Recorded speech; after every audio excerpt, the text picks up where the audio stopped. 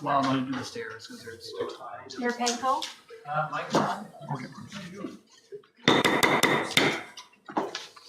Welcome everyone to this meeting Monday, February the 9th, 2026. I'm Dawn Quinn, Councillor with Town Smith Falls, and I'm your chair this evening.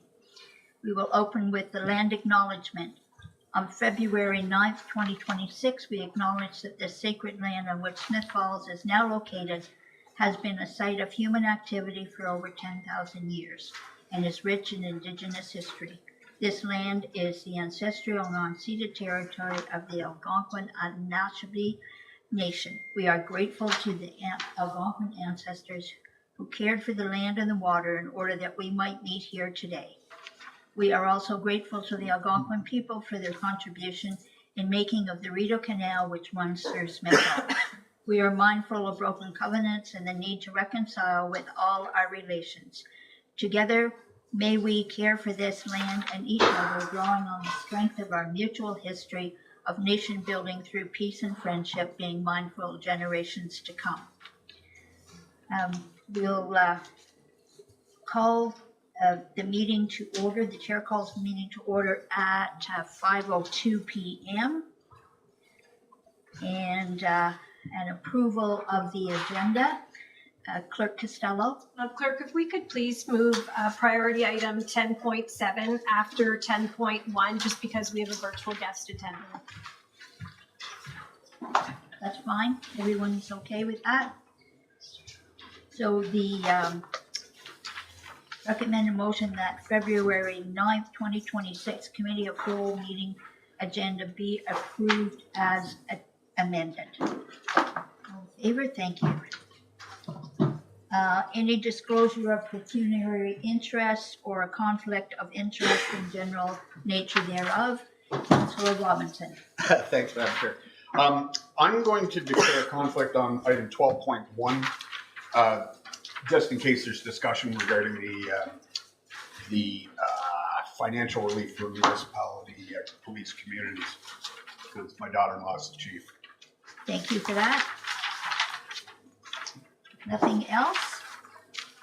Okay, we'll move on to the approval of minutes. Recommended motion that the minutes of December 15th, 2025 and January 5th, 2026, January 12th, 2026, and January 26th, 2026 Committee of Whole meetings be approved as circulated. Councillor Robinson, did you have a, no, you're giving me the heads up approval. Thank you. Thank you very much. We have a couple of delegations this evening. Our first is Lanark County Child and Youth Services, and that's with Sandra Holiday. Sandra, please welcome. Sharon.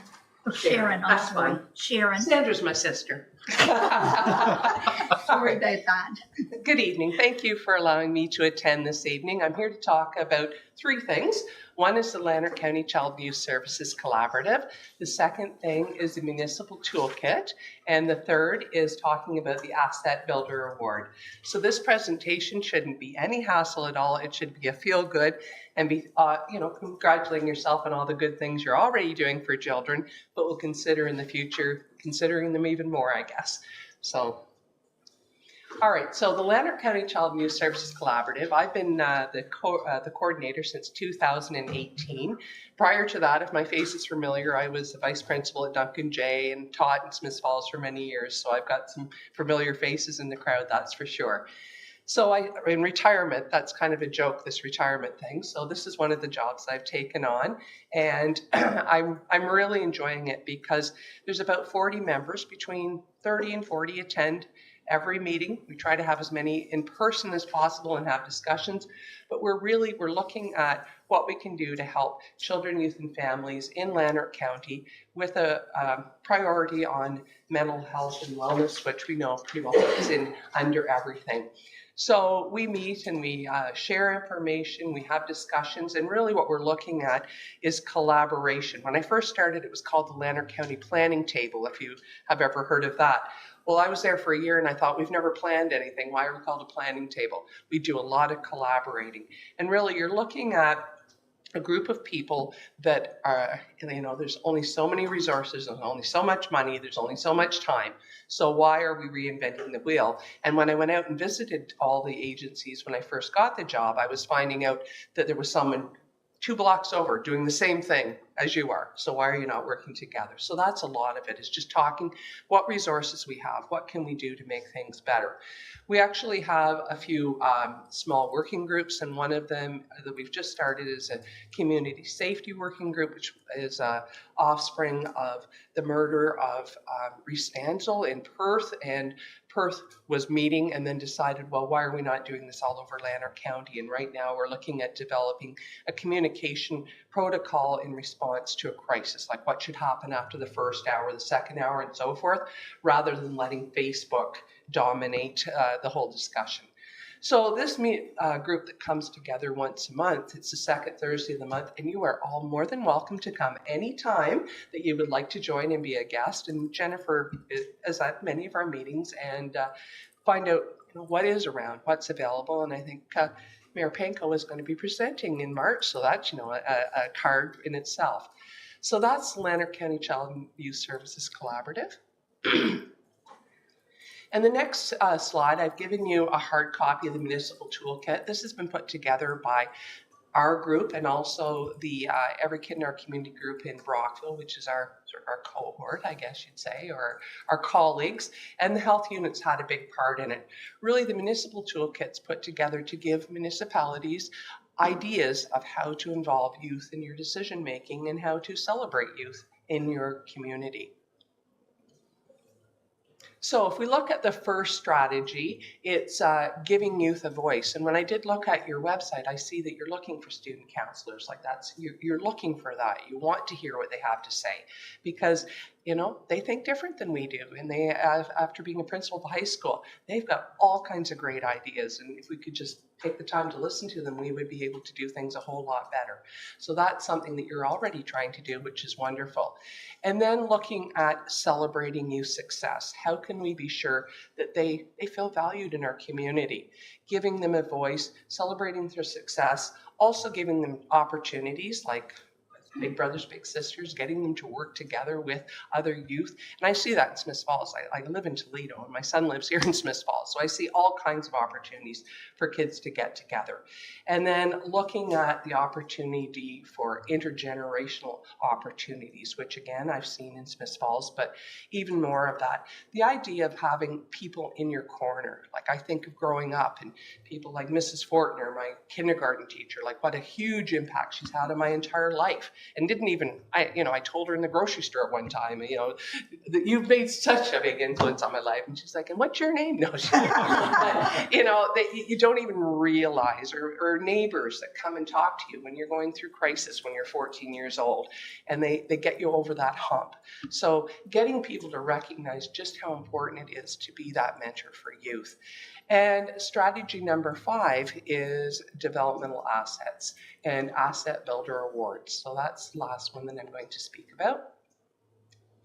So assets, really, your parents, your community members, all the good things inside and outside in kids that keep them out of trouble and turn them into good citizens. And the more assets that you have, the more support you have, the more likely that you're going to be successful in that. So we want to build up those assets as much as possible, giving them a voice, celebrating, being there, backing them. So the next slide talks about the Developmental Assets Awards. And we did start this last year in Lanark County, and I think Mayor Panko, you were there when they were presented. And you talk about a feel-good, like, oh my goodness, the difference some of these people are making in children's lives. They've had it in Leeds and Grenville for many years, and they had about 38 people in June that were presented. Not that I'm competitive at all. Yes, I am. Lanark County, I'm sure we could come up with more than 8 people. But for our first start, that was just wonderful. So I'm coming to make that plea to be sure to consider, sharing it amongst yourself, but also with the citizens to make them aware of this opportunity to celebrate people in our community. And it's not a paid position. It doesn't even have to be something really fancy. I'm sure you can recognize some of the faces up there. the crossing guard there that waved. He's retired now, but I miss him terribly. You know, I've never even spoken to him till that day. But the idea of like a friendly face, someone's waving to you, someone cares about you. We all know, even as gray-haired ladies, what a difference that makes when you feel that somebody cares enough to say hello to you, like I did when I came in here tonight, just making you feel welcome. So we want that for our children and, you know, all the faces that are there. I know that I nominated someone in Leeds Granville for my grandson, a little video clip for his bus driver. Like, she's amazing. And his thing was like, she always finds his mittens every time he loses them. And I know that sounds very simple, but that makes a difference when you're 4 years old, that someone will take the time and do that for you. So I will be sending that out to you sometime in April, and I'm hoping that you'll share it, and we'll consider being able to celebrate all the people that do make a difference in Smiths Falls for the kids, for the children, youth, and ultimately their families, because they feel like they're being supported. So I thank you very much for your time, and hope that I'll see lots of nominations for Smiths Falls. Do we Any have any questions? questions, Oh, comments around the horseshoe? No? Wonderful, but I will tell you one thing, is when I was in Roma in Toronto a couple of weeks ago, and there was a gentleman spoke, and it was called Genwell, I believe was his head. I've got it all written down at home. He said we need to learn to talk to one another again. Oh, And you yes. just said that. We need to learn to talk, just that simple hello. And you know what? The youth are our future. So we better be there working with them and helping them and guiding them and making them understand we're here and we care about them. So thank you. Oh, thank you. Okay. Moving on, IT strategy plan, and this is with Susan Chase. Yeah. She's with us. Can you hear us, Susan? Hello, Susan. Hi there. Yep, I can hear you. You can hear me okay? Yes, we can. I'm just putting your presentation up on the screen. Oh, okay. You're going to share it? Perfect.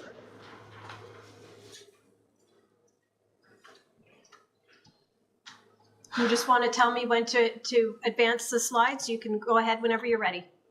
Oh, okay. Sure. Let's go to the first slide then. Thank you very much, everyone, for giving me some time today. I really do appreciate it. I have had the pleasure of working with many of the staff at Smiths Falls for the past almost year now, developing an IT strategic plan. We have come up with a plan I think is very informative and helpful, and will really help the team move things forward with it when it comes to technology and digital services. If we go to the next slide, very, very briefly. Sorry, I can't see the slides, so I don't know. Oh, there we are. Okay, the one before that, actually. Perfect. I work for a company called Perry Group Consulting, and we are IT consultants, and we work only in the municipal sector. So we've worked with over 200 municipalities, mostly in Ontario, but we are a little bit cross Canada now, kind of coast to coast, but most of our clients are certainly in Ontario. This is because we've all worked for municipalities. So for example, I've had a over 25-year career in municipal IT in Ontario. And I tell you that just to show some credibility. We've lived the life. We know what it's like to lead IT in municipalities. We know what some of the challenges are, but we also know what the benefits are. So we try to bring this really honest and pragmatic approach to the work we do as consultants. On the next slide, we cover all things technology. I'm going to go through this super quickly, everything from IT strategy to GIS data, cybersecurity, that sort of thing. So we cover the breadth of technology. Moving to the next slide. It's really important that municipalities understand how they're using their technology. We believe not only is it because it's everywhere, not only is it expensive at times, it's really because our residents' expectations are changing. People have gotten used to the Amazon world, if you will, being able to do everything online, and they have that same expectation for their local government especially. We have it for all levels of government, but certainly for local government. They expect to be able to do business online with you. We know that for staff productivity, it's really important. Staff need the right tools to be able to do the job that they need to do. They can't do it all on their own anymore. They can't do it all manually by paper. We're not able to grow our municipal operations as much as the expectations are growing. So how can we leverage the technology to really help us do this? Growth is a big part of it too, right? Again, all the municipalities, certainly in Ontario, are growing. But it's hard to keep up with all the changes, whether they're legislative changes, community changes, whatever's going on, there's a lot of change. So how can we leverage the technology to help us with that scaling? Budget efficiency, how can we let the computers do what they do best so that our people could do what they do best? How can we take advantage of digital processes so that we have less manual interventions, so that we can take advantage of the effectiveness that these systems can provide us? Of course, cybersecurity is critical. We hear about it every day, especially in government, getting attacked, getting attempts on attacks, that sort of thing. So how do we ensure that we're doing the very best that we possibly can within our means, of course, to be as resilient and secure as possible and protect our valuable data, that information about all our community. And then, of course, the other bit is competitive modernization, we call it here. We know that, municipalities, we aren't really that competitive with our neighbors, but we are a little bit. It's important to us to be able to be seen as being a progressive community, being able to move forward, being able to leverage emerging technologies such as AI. Councillor, you just mentioned you were at Roma. I'm sure AI was a conversation there. So how can we be best positioned to take advantage of AI? Moving to the next slide, believe very strongly that municipalities that don't address technology in a smart way, so taking advantage of it, like I said, they risk the reputation of becoming that out-of-touch government that nobody really wants to be, of not being able to deliver services that, again, the community is really expecting. And by community, I mean not just residents, but your development community, local businesses, everybody, visitors, of course, to a community like Smiths Falls. We want to be able to meet those expectations. Really the inability to recruit. This is a real thing that we hear from our municipal clients across the country, from the HR leads and that. Candidates are coming to municipalities to interviews and they're asking about the technology that will be made available to them. I've often told the story, and it's a true story. My daughter, she was offered a job, but when she heard the technology that what she would have to use, she said, thanks, but no thanks. She was never going to use that outdated technology again. And she turned down the job. And that's real. That's not just my experience. I have heard that from others as well. Again, mention tasks that can be automated with the right solutions, that sort of thing. And they don't take the people because, again, we don't have enough people. So again, let's let the computers do what they can do best so that we can really get these processes happening as the municipality continues to grow. We need the flexibility of systems so that you can change with the ever-changing legislation that we're faced with. And of course, we don't want to waste taxpayer dollars. We really need to be sure that we're using our dollars in the best possible way and leveraging every piece that we possibly can, not taking care of old systems, trying to make do with old technology. One of the most important things that we're hearing more and more often from our municipal clients is the need to be able to access data, because you want more data so that you can see the reports, you can see the analysis, the dashboards, the metrics, all of those different things so that you can really make those decisions based on facts, not just hearsay, not just the passionate conversations that do happen in our communities, but really based on facts and issues that are happening that really drive that efficiencies that we need and really deliver effective services. If you go to the next slide, please. The project objectives, this was laid out in the original RFP, and we've refined it a little bit, I think, over time. But overall, what you were looking for is for consultants to help you assess the current IT setup, so do a complete current state assessment of everything from your core infrastructure, connectivity, security, and especially how services are delivered. How is the technology being supported? You wanted us to formulate a new technology vision and really a mission that really aligns with your overall corporate vision, guiding it towards what you want to be, which is that more modern, future-ready technology landscape. So you wanted an IT strategy that reflects this vision and really looks at upgrading outdated systems with integrated and future-ready technologies. We'll talk a little bit more about that in a minute, but optimize the processes to reduce those redundancies I talked about earlier.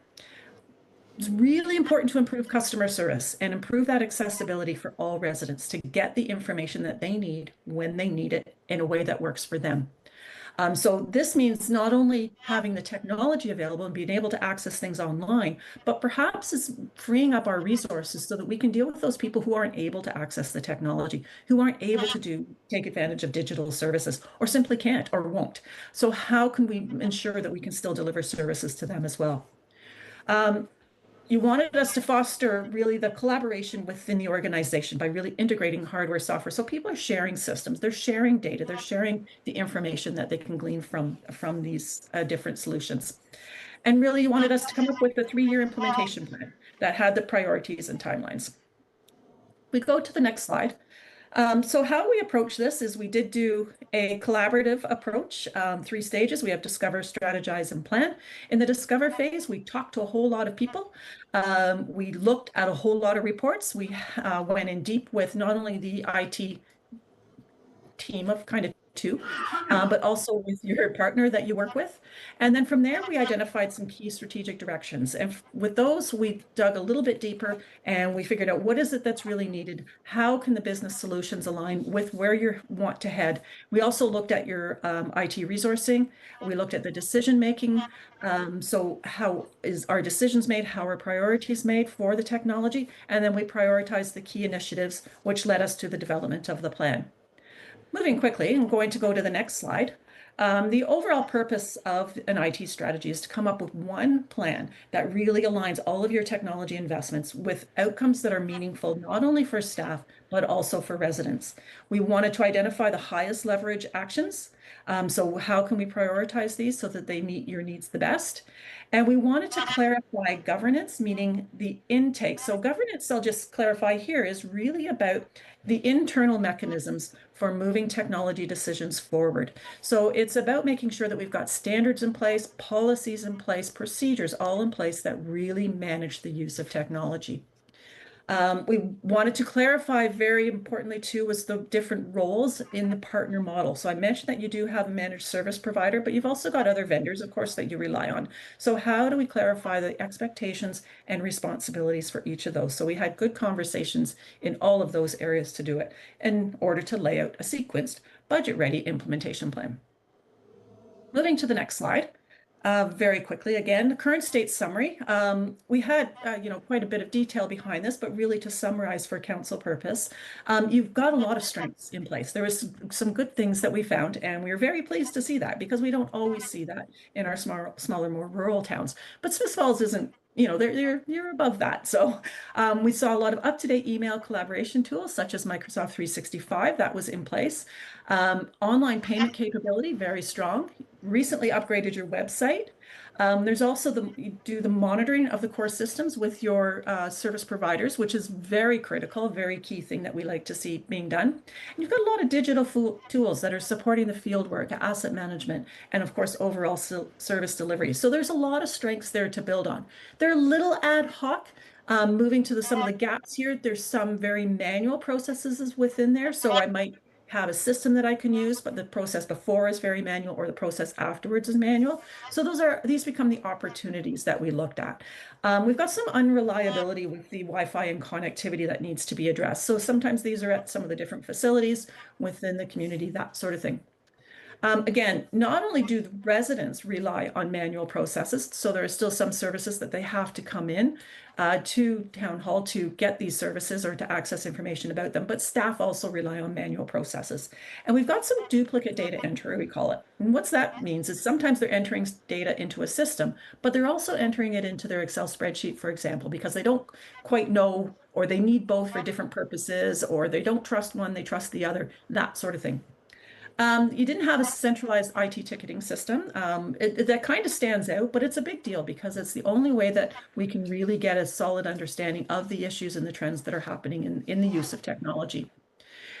We know that cybersecurity and backup are not yet fully standardized. There's a lot of good processes in place, a lot of really strong measures. But we'd like to see them more standardized and more understood by everybody. So it's one thing to have the IT experts, if you will, understanding the cybersecurity, but we want to see it broader than that. And that's just because of how much of a risk cybersecurity really is for us. Some of the critical risks that we identified, we didn't see any kind of a disaster recovery plan or alternate site when it comes to technology. Of course, you've got the corporate emergency plan, but we're looking at the technology itself. Minimal high availability in the environment. So that's kind of that means when we're looking at the network, might not always be available at the strength that it needs to be. Internal IT capacity is very, very limited. And then we've got some inconsistent security controls within and some of the business applications. So again, we wanted to see those really strengthened up. So in looking at that current state, moving to the next slide, we came up with this vision and the guiding principles for developing the strategy as we move forward. So the vision is really great services powered by technology and data that are simple, reliable, and affordable for our community. It's a strong vision. It means a lot. There's a lot in each of those words. And we broke those words down as we developed the strategy and the plan. And the guiding principles, of course, we need to put people first. We have to look at the customer journey as we develop these processes. It can't all be about the technology. It has to be how are our customers actually using our solutions, our services. We want to use standard solutions wherever possible. So that means we don't want to be customizing solutions wherever we can. We want to buy those products off the shelf is the term that they use. And that really means it's something that other municipalities are using as well. We want to capture the information once and then reuse it. So that multiple data entry we'll want to try to get rid of as best we can. Of course, we want to be open with and transparent with all of our data that we can while still being secure and private. But we want to make sure that things are accessible as well. And we want to, this is the last one is kind of important. We want to be recording work as it happens. So that's your outside, the field workers, that sort of thing, being able to capture the data on their work orders, on the jobs that they're actually doing as it's happening there, rather than scribbling notes and then coming back to the shop and entering it into a system so that we can capture the data later. So it's about streamlining the whole process. To meet the vision and guiding principles, if we go to the next slide, please.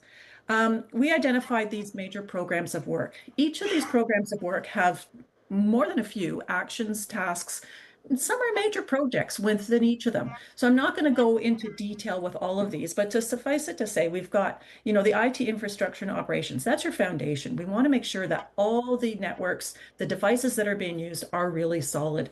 And I'm really happy to mention that there's been a lot of work ongoing, especially in this area while we've been doing this project. Paul and Blake have done a brilliant job of keeping things moving. They haven't sat back and waited for our final deliverable. We've had conversations throughout the project and they're getting things done. Things are happening as we speak. We want to see a more consistent use of cloud services. So moving away from, you know, having to buy servers that are on site so that we can take advantage of the cloud and the security security and accessibility that provides us. We've identified some policies and standards, of course, mentioned the governance, so that decision-making, that internal decision-making about prioritization. Security, of course, we've strengthened that throughout this project already, and we've got some other recommendations to continue that, to build on that resiliency. Again, I'm not going to go into all of these, but I can certainly answer any questions that you may have. One of the things I will mention, so I'm going to go right back to it, is the digital services and smart community. This is where we start delivering the services to the residents in a way that makes sense for them. And it's about taking advantage of the emerging technologies that are coming out, being ready for that. So moving to the next slide, we've identified just a few of the priorities here. Like I said, several of these priorities are already well underway. For example, the IT service desk ticketing system, that's happening. Starting to fix the priority network issues, already happening. A number of those issues already. Enforcing the basic cybersecurity controls, we've got those things underway. Establishing that governance, the roles, the vendor accountability, those conversations have happened and continue to happen. Implementing a new HR system, underway as well. Again, it's about being future ready as well. So we've got these tasks that we have to do to maintain operations and keep things moving forward, but we also want to be ready to adopt AI. So we've talked about that with the team as well. How do we put into place policies? How do we move forward with technologies like AI and whatever else might be coming around tomorrow type of thing? So we want to be ready to be able to take advantage of in the best way that's possible for this particular organization. Next slide. Yep, technology doesn't come cheap. What we've done in the detailed implementation plan is we've given staff estimated costs based on what we've seen in the marketplace from some of our other clients and publicly available information that we have. So we've provided that kind of information as a budgeting tool for the staff. But I do want to stress here that approval of this strategic plan by council isn't intended to approve all the budgets for the subsequent years. Of course not. You can't possibly do that. I want to mention that each of the projects are going to come through that internal IT governance committee, which is basically the leadership team, subset of the leadership team, as I understand it. And they'll go through the standard budget process. That's going to be reviewed by leaders and then ultimately approved by council every year. So want to assure you, we're not asking you to approve the whole thing at this point. Just approve it in principle. In the next slide, some of the expected outcomes that we think we'll see. Well, we know we'll see based on what we've seen in other communities. Residents are going to notice. They're going to see more services, more fully online and available to them. They're going to get faster response times. They're going to get clear communications and quick updates. When they put in a service request, they're going to be able to find out eventually how things are going, exactly what the status is, where is their call, when can they expect service, that sort of thing. They're also going to get improved access to information and to things like digital payments, more and more online services like that. Staff are going to have more reliable systems that they can use daily, and they're going to have improved connectivity so that they won't have the hiccups that they currently have. They're going to be able to rely on it. It's going to be stable and it's going to be secure. We're going to get less manual paperwork, less duplicate data entry, so that entering once into a system, once into an Excel spreadsheet, they're going to gain confidence in the actual systems themselves. And most importantly is, and we've stressed this throughout the IT strategy, is training. We need training. We need to be able to get staff trained. We need a continuous improvement on that training. And we also want to be sure to provide them with the support that they need. Leaders, of course, you're going to notice you, meaning the directors, but also council leadership, improve reporting and accountability. Staff should be able to report to you on the status of different projects faster, quicker as these systems come in. Demonstrated resilience through more improved operational and security controls. So I talked about that disaster recovery plan, backups, that sort of thing. So that's going to improve. And really, the technology investments are going to be better aligned to your strategic priorities. Not so much this is, an immediate need, so let's solve it now. It's going to be more thoughtfully planned. And that's important for all purposes. We want from budget purposes, but also an awareness and understanding of why things are changing. On the next slide, so that was all that I was going to actually present today. There's a few more slides after this, and they're just some of the details of the current state that we thought we'd include for council. And we can go through those if you have time, or, recognizing the time, I can just answer questions at this point. I would say answering questions at this point would be wonderful. So do we have any questions around the horseshoe? Councillor Miller. Thank you, and thanks so much for this work, and to Director Dauber for leading us through this. Certainly I support the strategy and principle. I think the only thing for me that was really missing was a communication strategy. And as you went through your presentation, you talked about project objectives, which is improving our customer service and expected outcomes for clearer communications. It's almost like we need another column on that big spreadsheet that says, how we're going to communicate changes to key stakeholders, and whether that's to staff or to the public. I think that would be a really valuable piece, particularly in this sort of multi-year, multi-phase sort of project. So that is food for thought for those involved in this. Thank you. Councillor Yeah, I can respond to that through Chair. Certainly. Yes, Susan, please. I want to thank the councillor for those points. Communications is very important. We certainly did in the full strategy talk about the need for effective communications and change management as well. One of the keys to success of any project, of course, is communications and change management. So it's important as we move forward, and perhaps at a slightly faster pace than staff have been used to. That's absolutely important, and it is in the full strategy for sure. So appreciate that, raising it. Thank you. Councillor McKenna. Thank you very much, Madam Chair, and thanks staff and the Perry Group for bringing this forward. We got a lot of documents, but there's some of these that are what I call foundational documents, and this I put in that category because it's not a one and done. We've lost our. Does that mean we've lost? Speaking of IT. How ironic. Oh, sorry. I'm still here. I'm still here. The visual Right. left. I was just a comment and then a couple of questions. Just talking about this as being a foundational document for years to come. And I'm so pleased to have it on behalf of our staff and the community of Smith Falls, because we can build on this, as I say, for years. It's critical. So I'm thrilled to see it. I too can support it in principle tonight. There was one question around the vision: great services powered by technology and data, simple, reliable, and affordable for our community. How can I'm going to say possibly make this simple? This is really complex business we're in. A lot of moving parts. It's a very dynamic process. I guess it's whose definition of simple? Me as a overseer, the public, or internally among the staff. So I'm struggling with that. As much as I'd love it to be simple, I suspect it can't be. So I'm confused.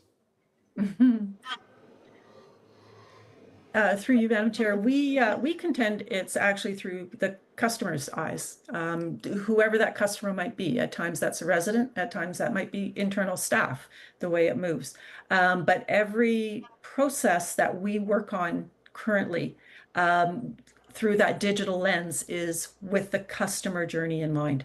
And I think that's how we make sure it's simple, because when we look at it from our staff's perspective, and I consider myself staff because I've worked so long and only been out for a couple of years now.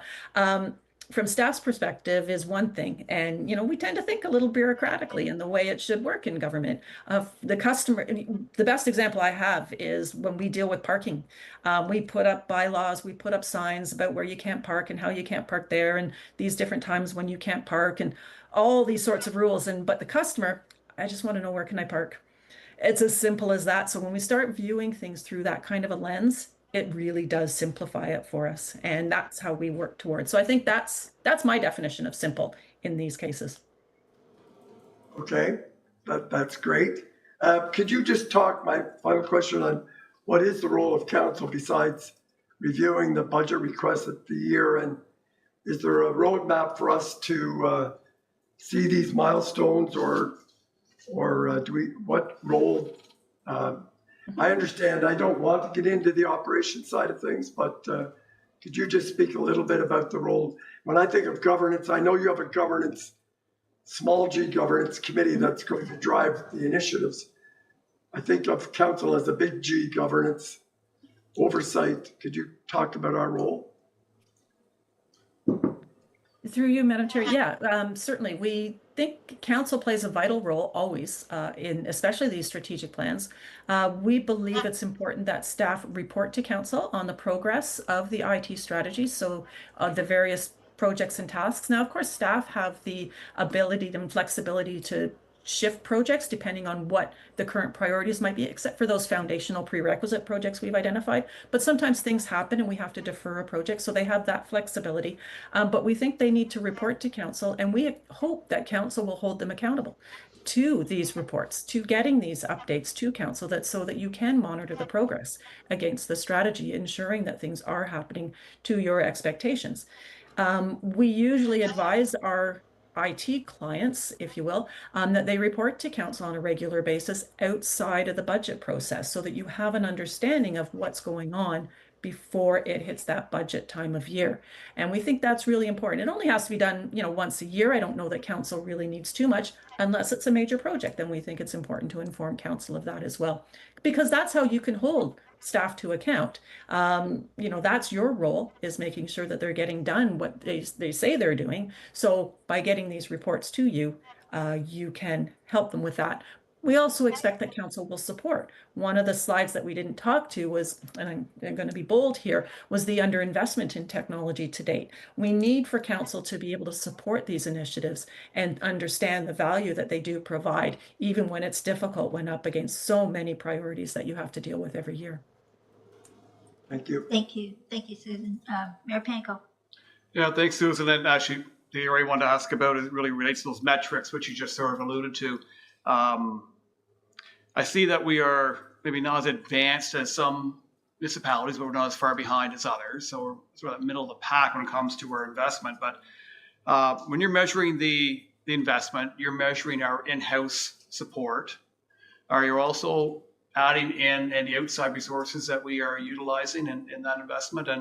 And as you mentioned a moment ago, I mean, to increase the investment to where you would recommend it should be is a fairly significant change.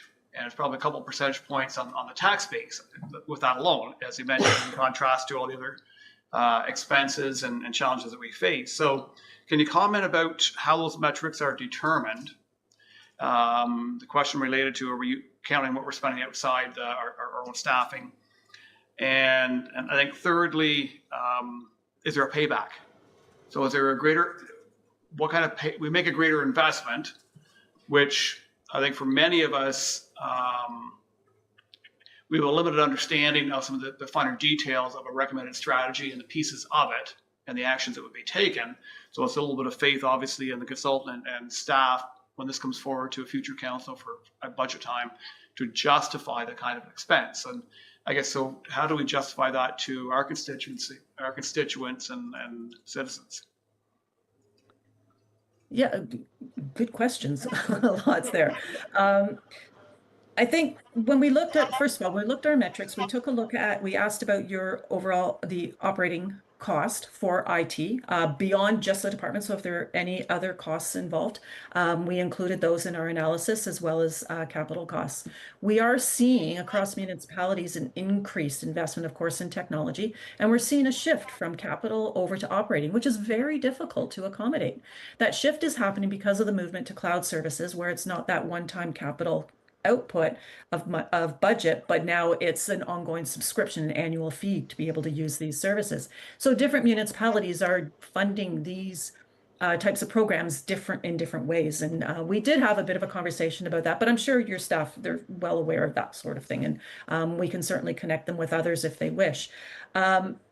So that's how we did those metrics. We compared them with others. And we also compared, I should say, with what we see in municipalities. So we have access, of course, to the big research firms, Gartner, Infotech, that sort of thing, and what they say. And our numbers, our recommended range there is actually much lower than what Gartner says for local government, because we realize it's the reality of Canadian municipalities.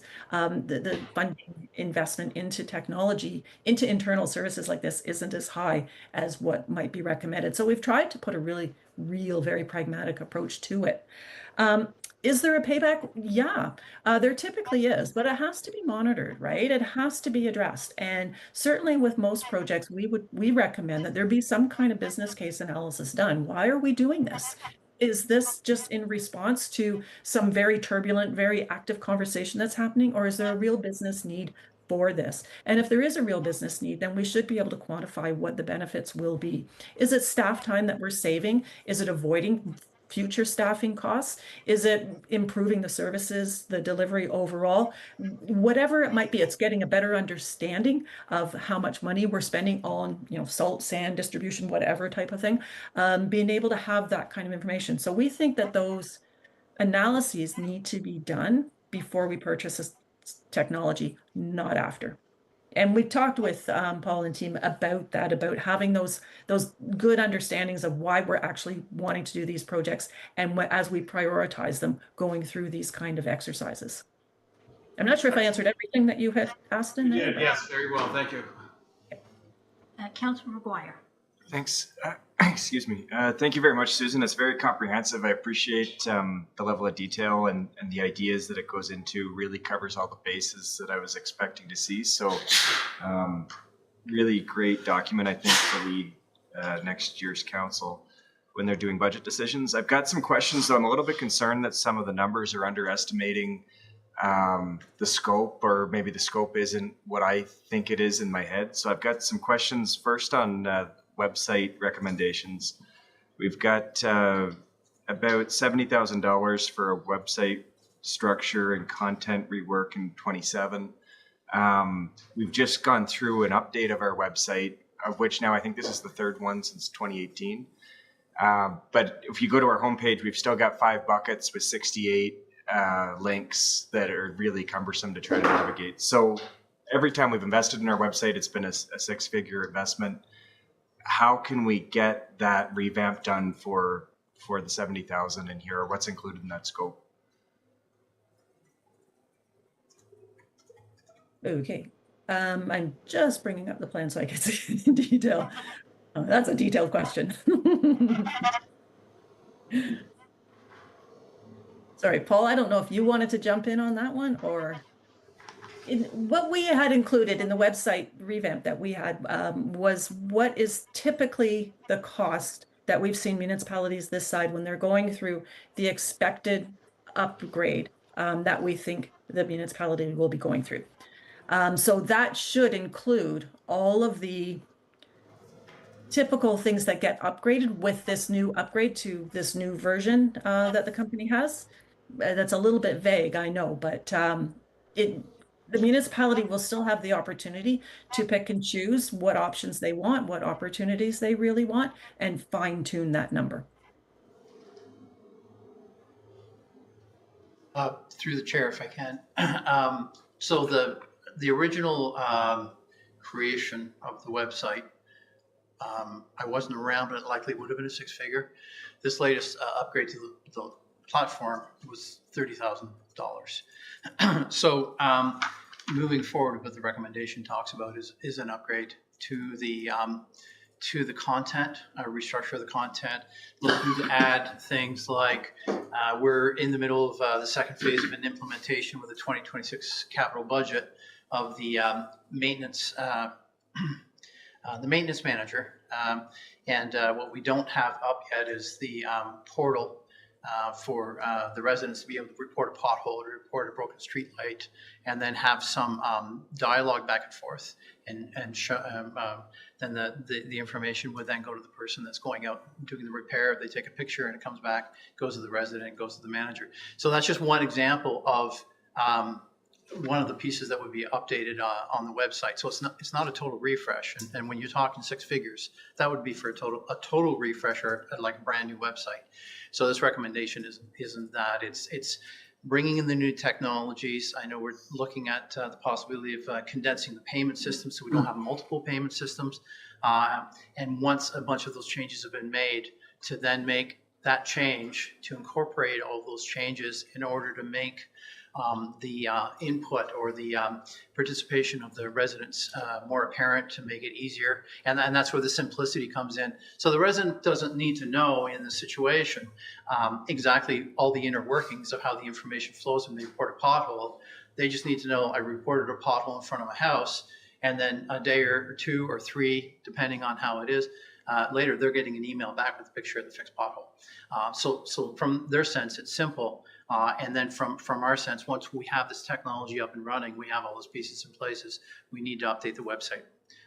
And then again, adding in the single payment system. If we start looking at a new financial system, I know there's one we can look at where the resident has a customer number that's associated with their tax bill, with their water bill, with their ice rental, with their dog tag, with their building permit, and it's all associated with one. And then they have a portal so they can go on and check all of their services. And at that point, we need to update the website so they have that nice, easy access. So they just click and they can sign in and they can get all the information they want, report a problem.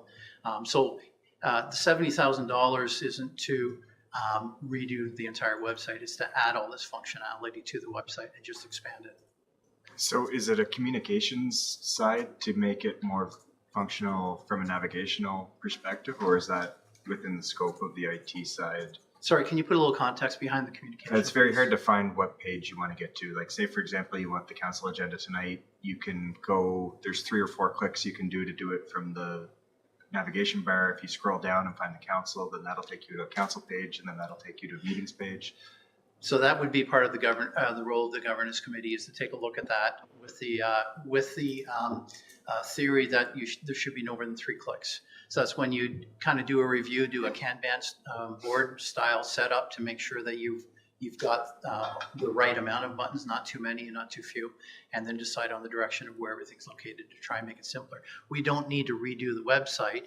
The new platform comes with the tools that we're able to actually do those changes ourselves instead of getting the company out in Waterloo to do those changes for us. It's more of a self-serve option. That was part of the $30,000 upgrade to this new system.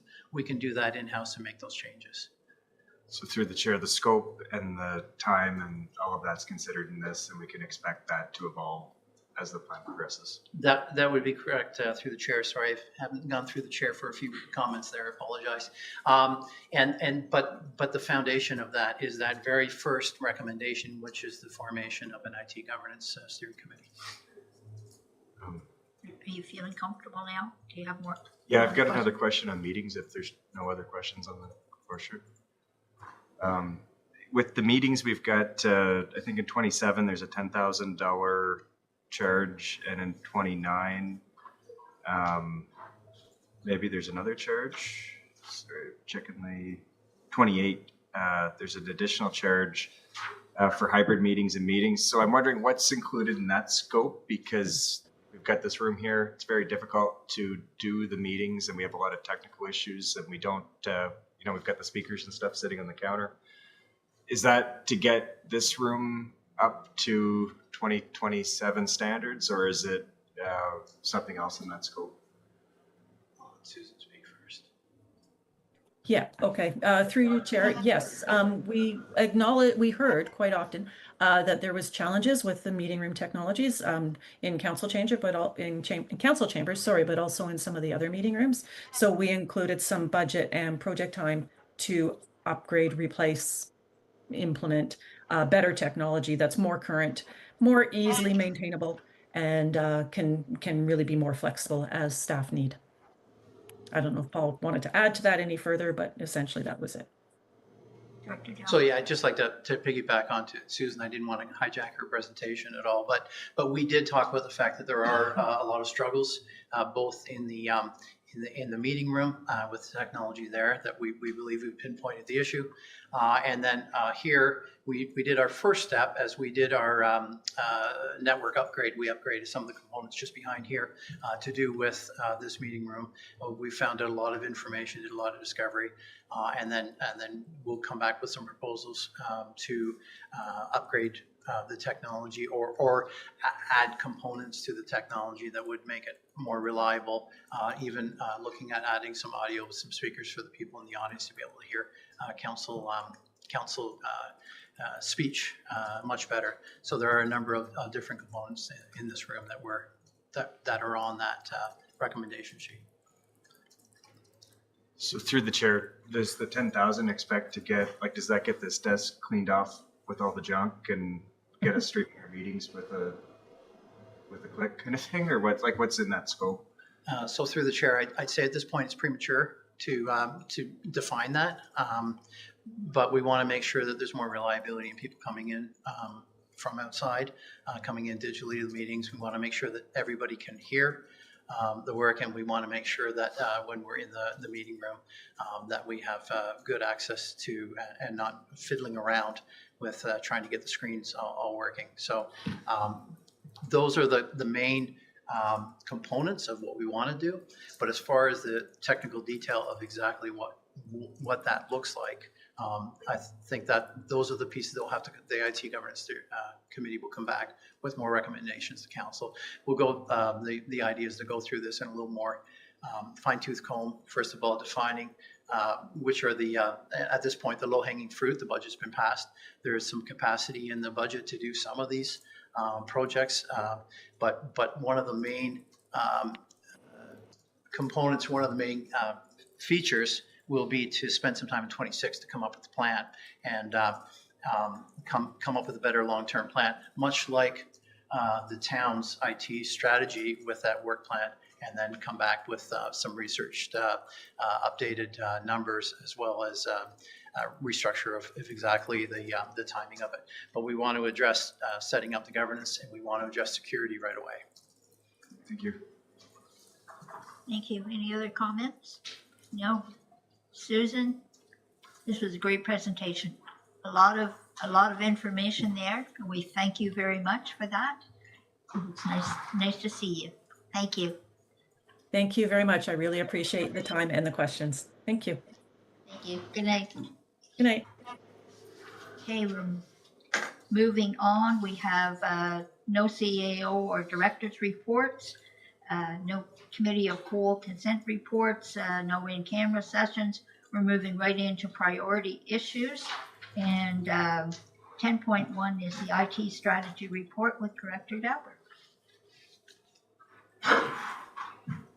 Thank you, Madam Chair and Council. So I just wanted to not just put a cover report onto the presentation, but just come back with a little bit more dialogue with Council as to that presentation. So Susan did mention it, but I wanted to emphasize that we're not looking for approval of the dollars and the projects tonight. We're looking for approval of the plan theory and to go ahead and start forming that governance steering committee.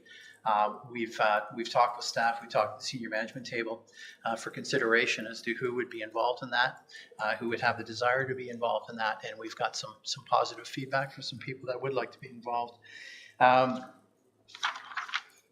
A couple of the things that Susan did touch on in her report was that some of these pieces are already moving and in place, and some of them will be very familiar to Council.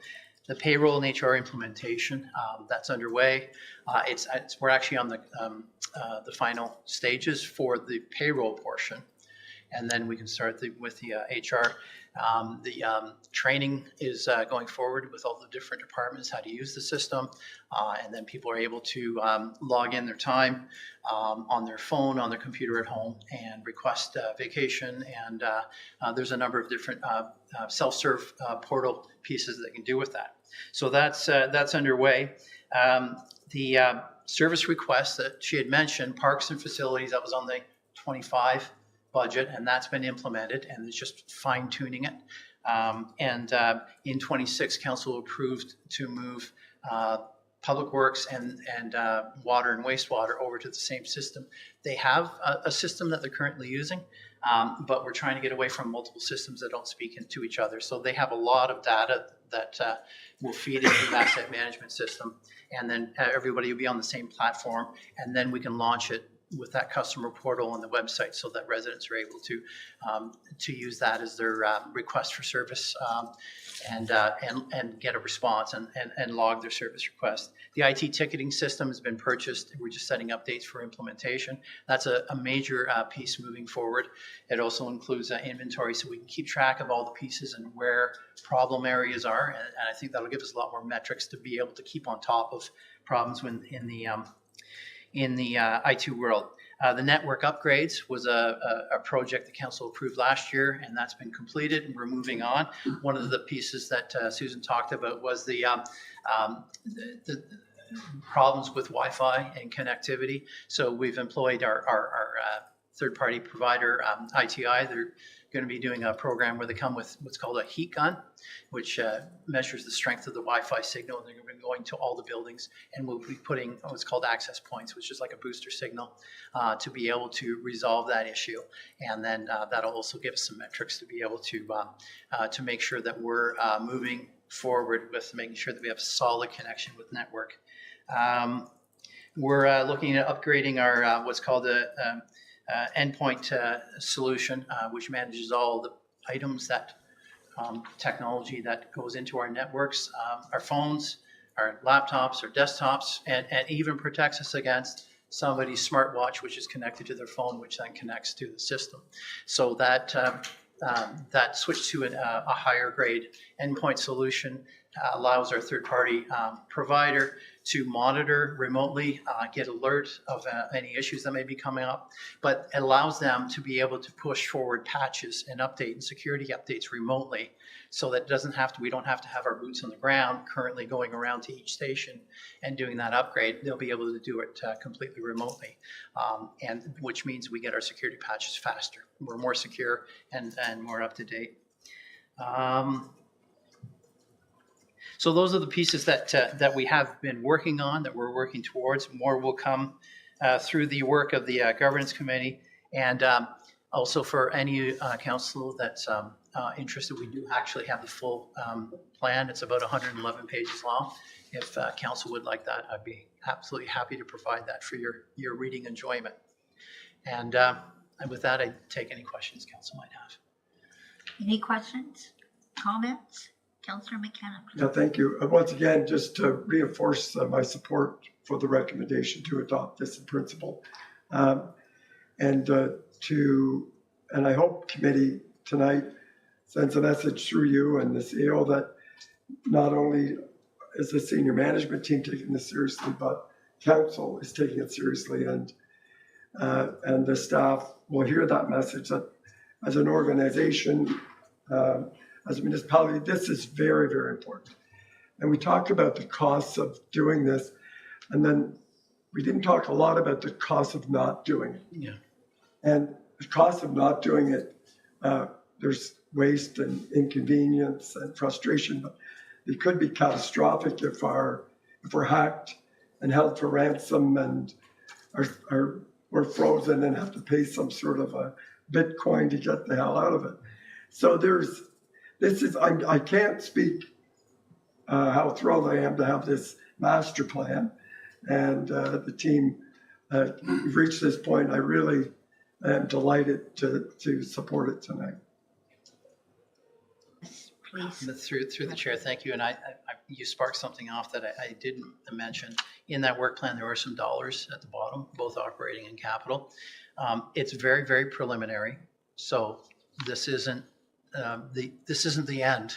But it puts it in perspective that if we were to move ahead with the operating recommendations, if we were to do them all, that would look for 5 years to get that operating budget up. It'd be doubling it over the course of 5 years, which would look something like 0.5% levy increase yearly for 5 years.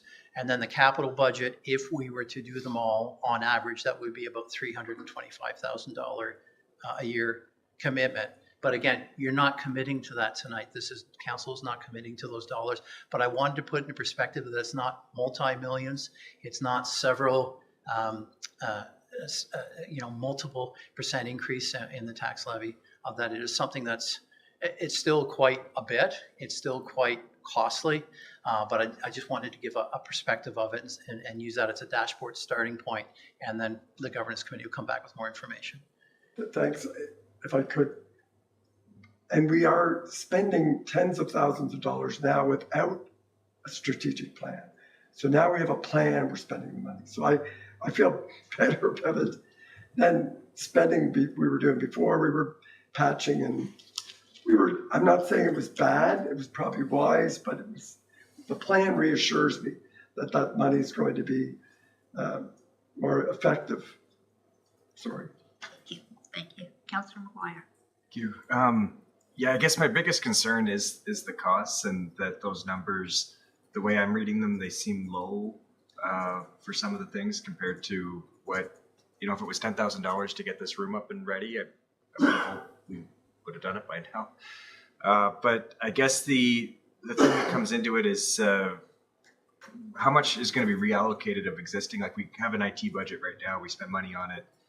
Is any of this spending covered through a reallocation, or is this complete new spending year over year? This would be complete new spending year over year. But to put it in perspective, the original implementation plan had about $60,000 for the HR system. We went out and we surveyed the system, and it came in at half that price.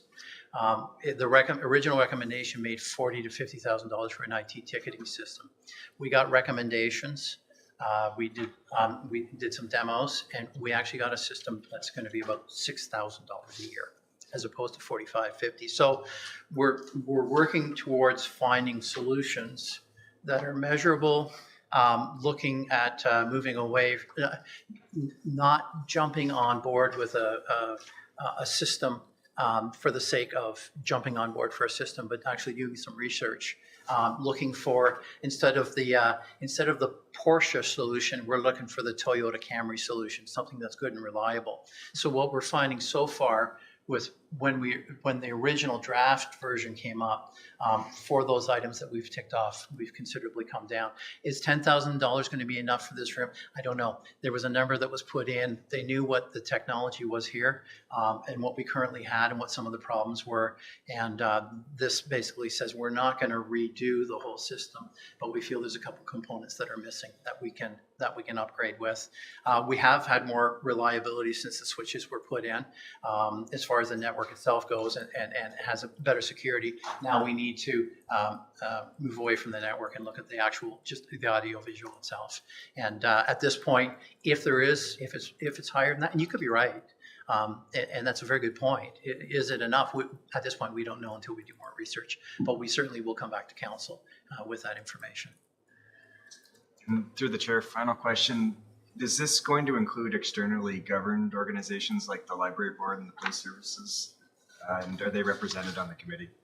At this point, we haven't finalized exactly what the committee will be. The library and IT, they look after their own. They're not connected to our system.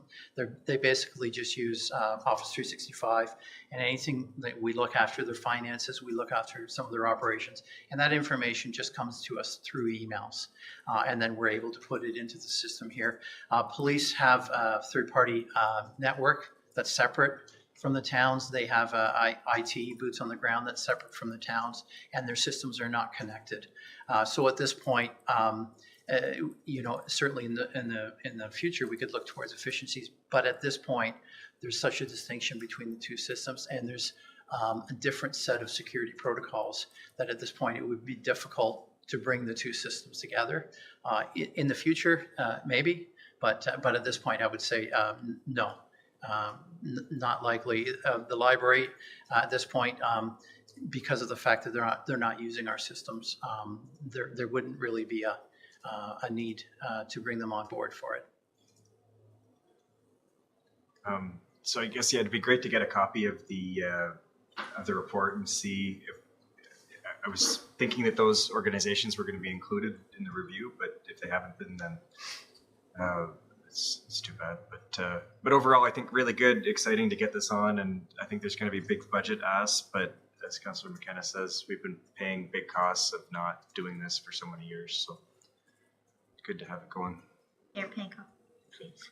Yeah, thanks, Paul, and I'll also have my voice or my vote to support this in principle. And I appreciate it is a multi-year cost, but it is really more of an investment. And as much as we have, I guess, provisions of security in place today to try and help fight any potential cyber attacks, we know that that's not static, and we know that those out there that are trying to hold municipalities to ransom are always trying to find their ways through, and we have to continue to ensure that we protect ourselves, and that's going to be part of the strategy and an investment. And the potential cost of something like that could far eclipse the investment we're making here, but it's also an investment in efficiency.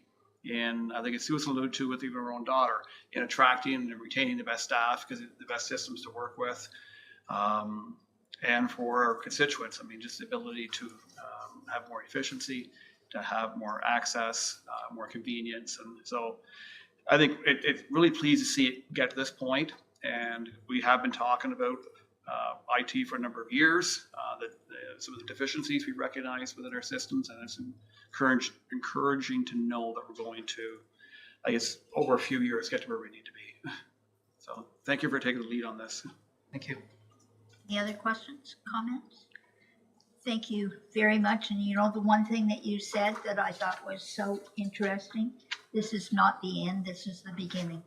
So this is going to grow, and this is going to be very supportive for the town, and we thank you very much for taking on all this work. And I do support this in principle. Yes. Thank you. Okay.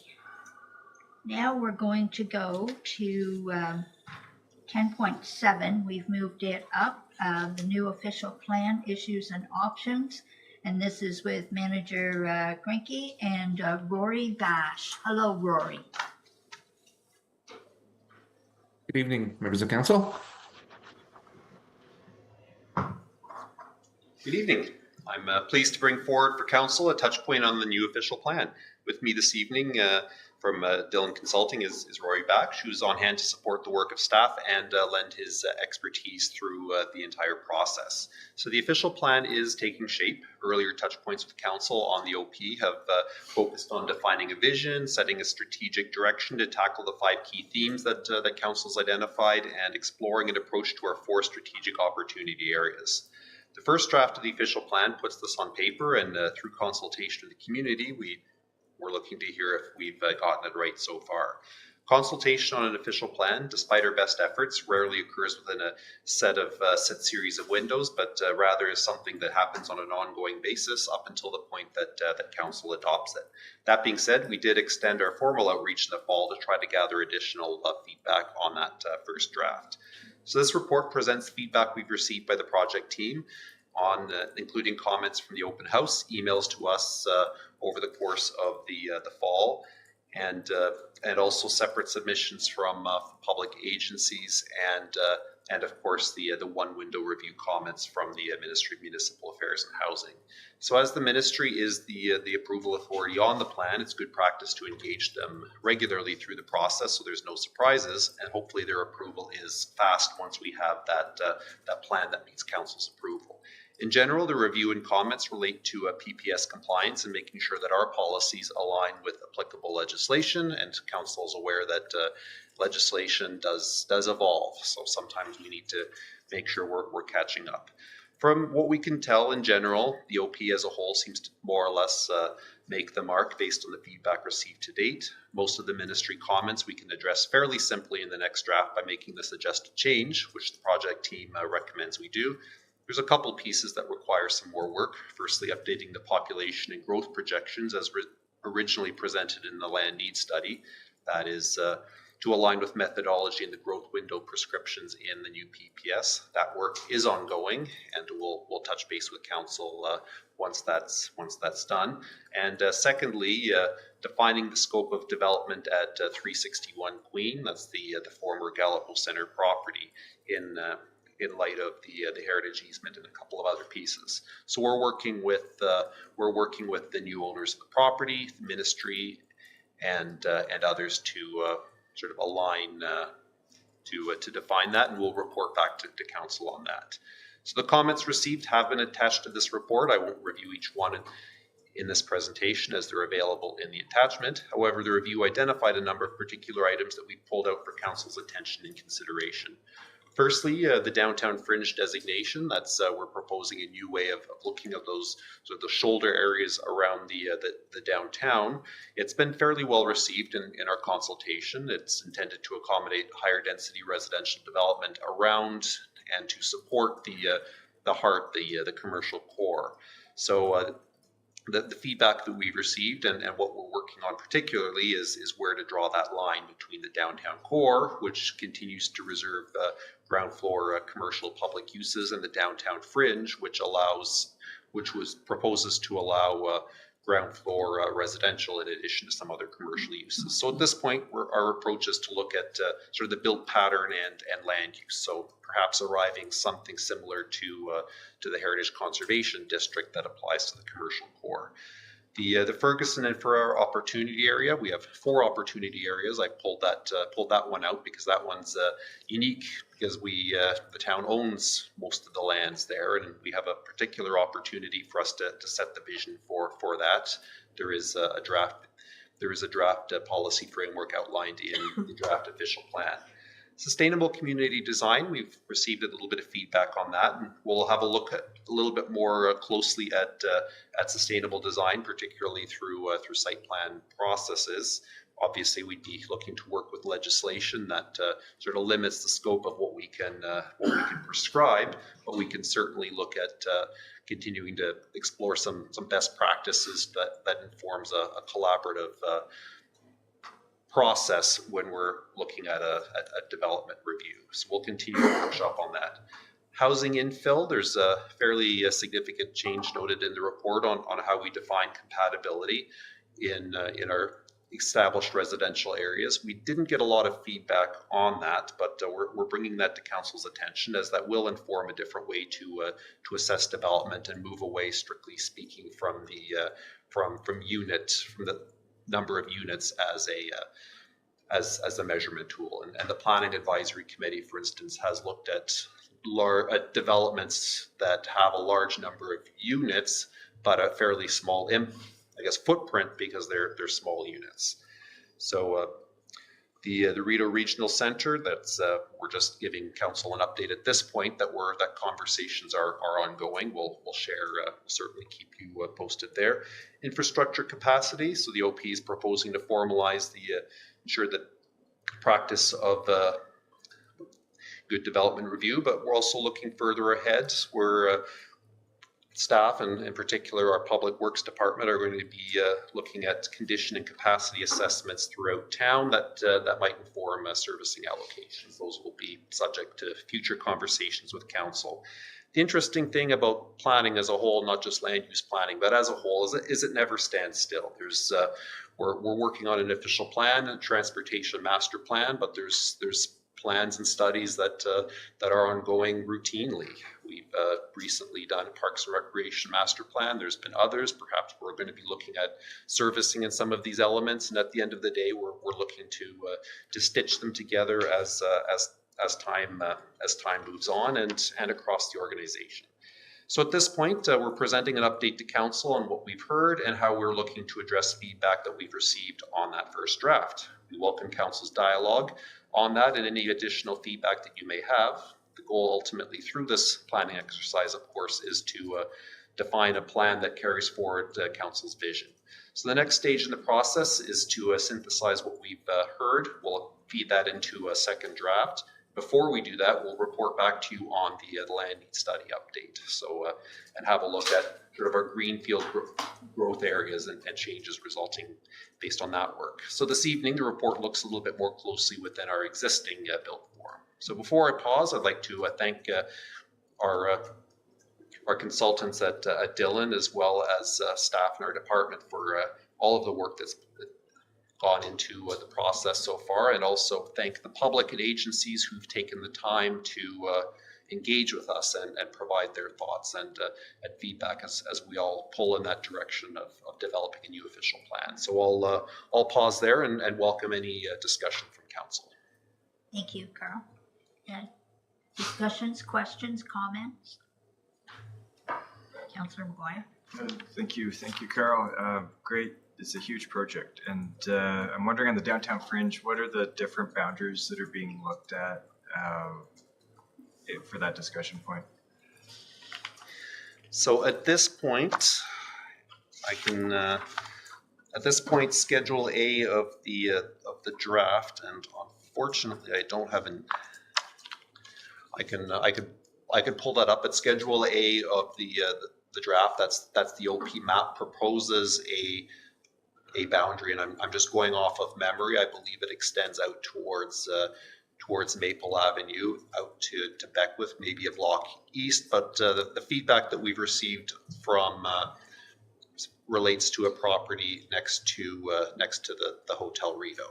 So what we're looking at is potentially readjusting that line to look a little bit more closely at our specific pattern of land uses. So areas that are more historically, perhaps at the outside of that area, that are historically or predominantly residential in nature, having more of that allowance for residential development there. Sorry, is it part of our attachments and I'm not seeing it, or is it okay? I couldn't find. If we could get a copy of those maps, I think that would. It's hard to make a comment on it without seeing it or visualizing it, but I definitely think it's a great idea, and it's just getting that line right is going to be important. Yeah, I can certainly, Madam Chair, I can certainly pull out a copy of that map. Thank you. Mayor Panko. Thanks, Carl. It's really exciting to see this get to this point, and we're near the end of this over a year-long process. I'm just really pleased with the volume of feedback we've received, not just the number of people, but some very detailed, well thought out feedback. And I know many of us attended the session back in October of 2024 at the Youth Arena, and it was very well organized, very well done, very engaged people that were there that night.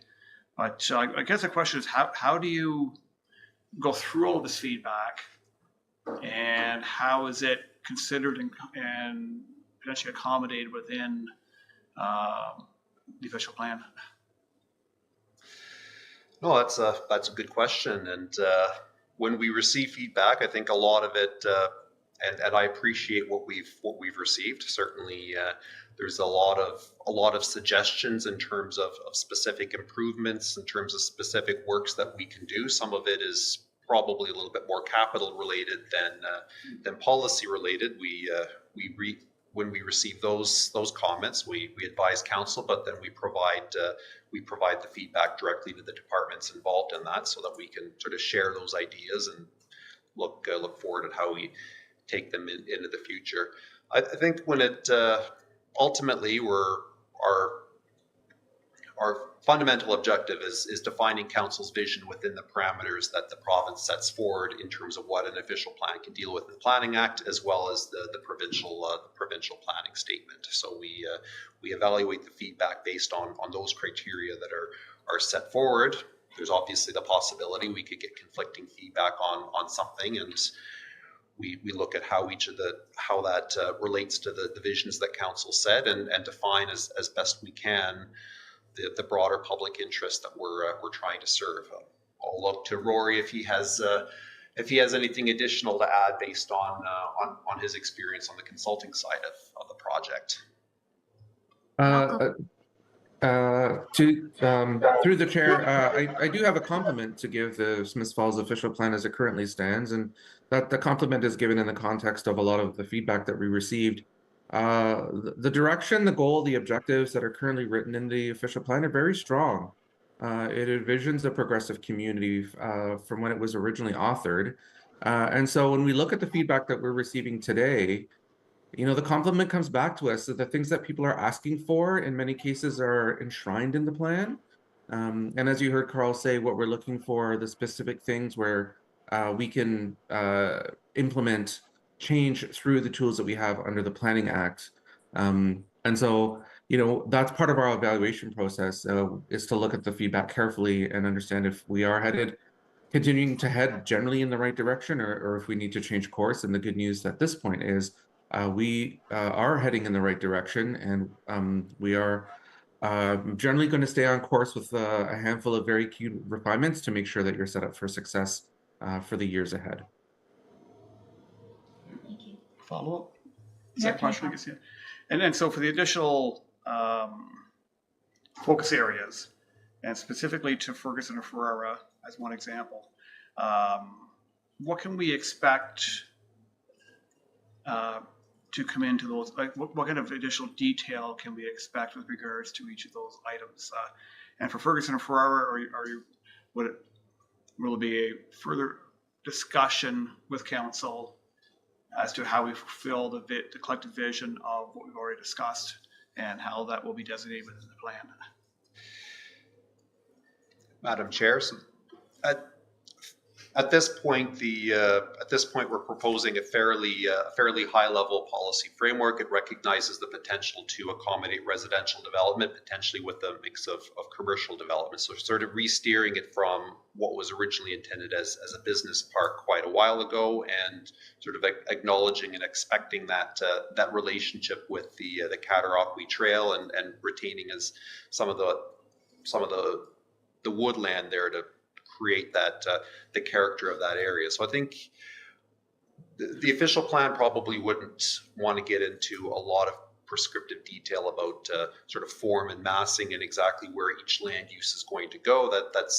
There will be a time and place for that. Development Council might want to set out an RFP, for example, and look at some proposals for that. But if council is interested in accommodating, say, affordable housing as a component of that, if council's interested at a high level, looking at, do we look at a sort of a denser form of development, or something a little bit higher level but more detailed to sort of give a bit more information. We want to strike that right balance between articulating how you want to see that land be used, but also allowing enough flexibility for somebody to come forward and take that and work that into a plan, a subdivision or a zoning change, or some sort of development concept that is marketable and viable. Follow up, I guess, on that one. So I guess it's my preference would be that does come back for further discussion, and as we own the land, we have a unique opportunity to, I think, have a little bit more impact on the type of what happens there, from affordable housing, from tree preservation, from park space. I just see that it is a very key part of town, sort of that buffer between residential development and the commercial strip. And I just think a unique opportunity for sure to come up with maybe something that's going to be affordable home ownership to affordable housing and the preservation of what we see there, in contrast to other development where we've seen essentially clear cutting of trees. So I think it's a discussion's important, I think, on that one. Councillor McGuire. Thanks. Yeah, I agree with Mayor Panko on the Ferreira and Ferguson discussion. I'm wondering how much, because we own the land, it's unique, how much of that can be put into conditions of sale and how much of it needs to be entrenched in the zoning bylaw? Well, I think that's a fair comment. The way certainly more to come on that decision. I think, in my view, the official plan would set forward, I guess, the broader indication of what you want to see there. I'm not sure that we would want to get into a lot of detail about prescription and zoning and setbacks and all of that. I think it's fair game at this point to at least identify the sort of the mix of land uses that you want to see there, sort of that relationship, the relationship with surrounding land uses, and I guess what's already on the site that would define how you envision this site, developing. I think that is fair to include within the official plan. There's certainly a lot of work that's going to need to happen in time before development, before any shovel can hit the ground, including looking at some of those broader transportation impacts, servicing, all of that. If we might be looking at traffic a little bit differently, if we're looking at 400 units on the site versus 100 units on the site, I think some of that technical detail will follow through subdivision and zoning. But I think just giving that broad expectation, I think at this point will guide those future conversations. As you note, council has quite a lot of control on the property since the town owns that land, unlike most of the other opportunity areas. So I think we have a little bit more flexibility, I suppose, to state what we want to see there. Any other questions, comments? No? A lot of information. We thank you very much for bringing that all forward. We also thank Rory for being here this evening. Thank you very much. Just to confirm the next steps, we will be reporting back to council on the updated land need study, so we can bring forward a more specific and targeted discussion relating to the downtown fringe boundary and firming up a policy approach or adjusting a policy approach for that Ferguson and Ferreira area. Thank you. Thank you for that. Look forward to it. Thank you. Thank you. Okay. Moving forward, this is with Director Clark, Town Hall Roof Award, please. Good evening, everyone. Getting deja vu. So this report brings forward Council's previously directed option for the Town Hall roof replacement and seeks approval to formally award the contract and complete the project to the fullest extent. Council will recall, as you were all here, as far as I understand, as far as I remember, the February 2nd Committee of the Whole meeting, where you received a number of options and you directed us to pursue replacement of both elevations, so the Welcome Center side and the roof above us, with a standing seam metal roof due to its durability, life cycle value, and long-term protection of the building. You also asked for some numbers. So tonight's report simply seeks to implement that direction. Council is being asked tonight to direct staff to award the contract to McKay Sheet Metal in the amount of $310,785.84. That is exclusive of net HST. And that is for, again, both elevations. You're also being asked to direct staff to approve an additional $160,000 in capital funding, increasing the total project cost, project budget to $385,000. And this will be funded from the Tax Stabilization Reserve in conversation with CAO Morris and Director Dauber. And finally, to authorize staff to proceed with the full scope, both elevations, including the required adjacent works, which I would remind you are insulation and the various other adjacent things that I can't remember off the top of my head, including eaves troughs and some of the other things that I'll think of before I get to the end of this report. The original $225,000 allocation was a planning level budget, and it was sufficient to ensure that the elevation that was in most dire straits, so the other side, was able to be effectively replaced. As council wishes to expand the scope and complete the second elevation as well, additional monies obviously will be required.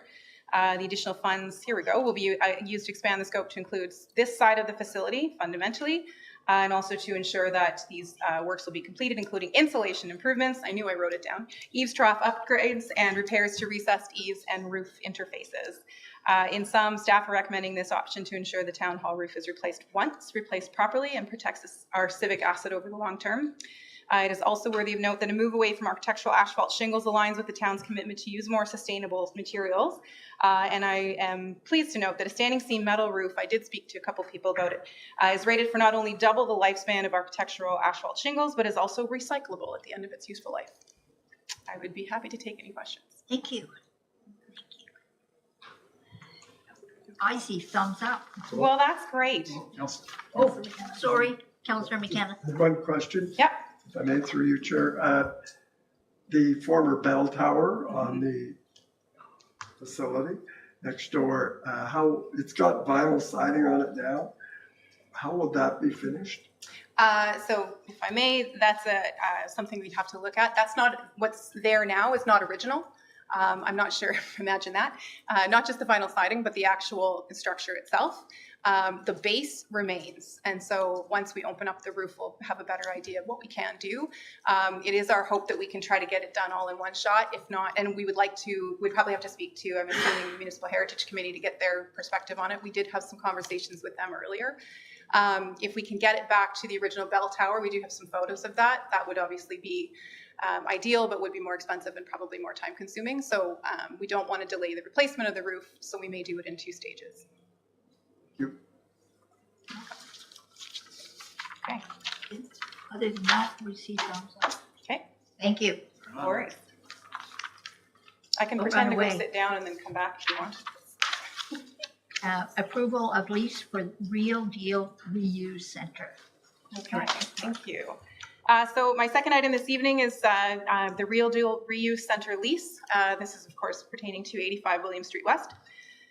This report seeks council approval to renew the lease with the Rideau Environmental Action League, this time for a 5-year term at 85 William Street West, the Real Deal Reuse Store facility. Real has been a part of the Smiths Falls community for over 30 years. Their important work delivers waste diversion, environmental education, reuse and recycling services, along with tool lending, composting, and e-waste programs. The Real Deal Reuse Store is a highly visible and well-used community asset. The town has leased this facility to Real since 2008. Previous councils approved short-term extensions. You also approved a short-term extension, most recently expiring December 31st of 2025. Staff and the Real board have worked collaboratively to bring forward a more stable 5-year lease. Part of the delay, obviously, it is not before December 31st, 2025. We wanted the results of the building condition assessment so that we could fold that in and understand more holistically what that building looked like. So I'm pleased to report the building I'm not pleased to report that the building does require significant upgrades. However, I am pleased to report that it's not in such dire straits that we have any major concerns. The recent building condition assessment does confirm it is suitable for current use, but it is not appropriate for major long-term investment.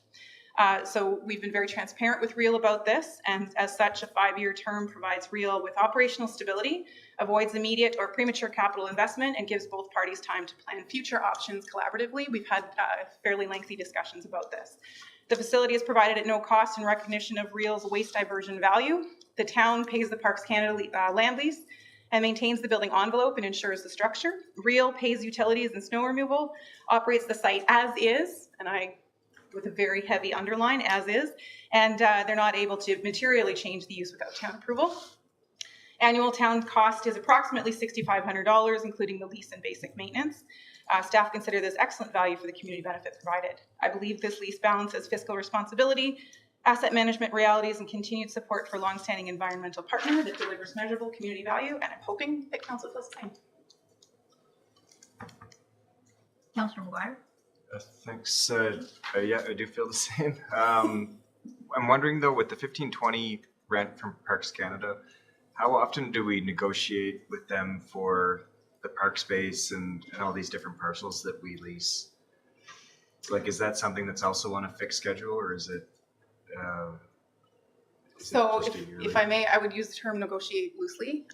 We often get a renewal that comes up, I think through Clerk Costello, and then she sends it on, and it's relatively low cost. I think, I'm not sure of the conversations before, and you may have some insight onto this one, but before I arrived, but I understand that there was a discussion that there may be changes, but that we are receiving a fairly good rent at this point in time for our lease. We'd like to keep it that way for that particular building.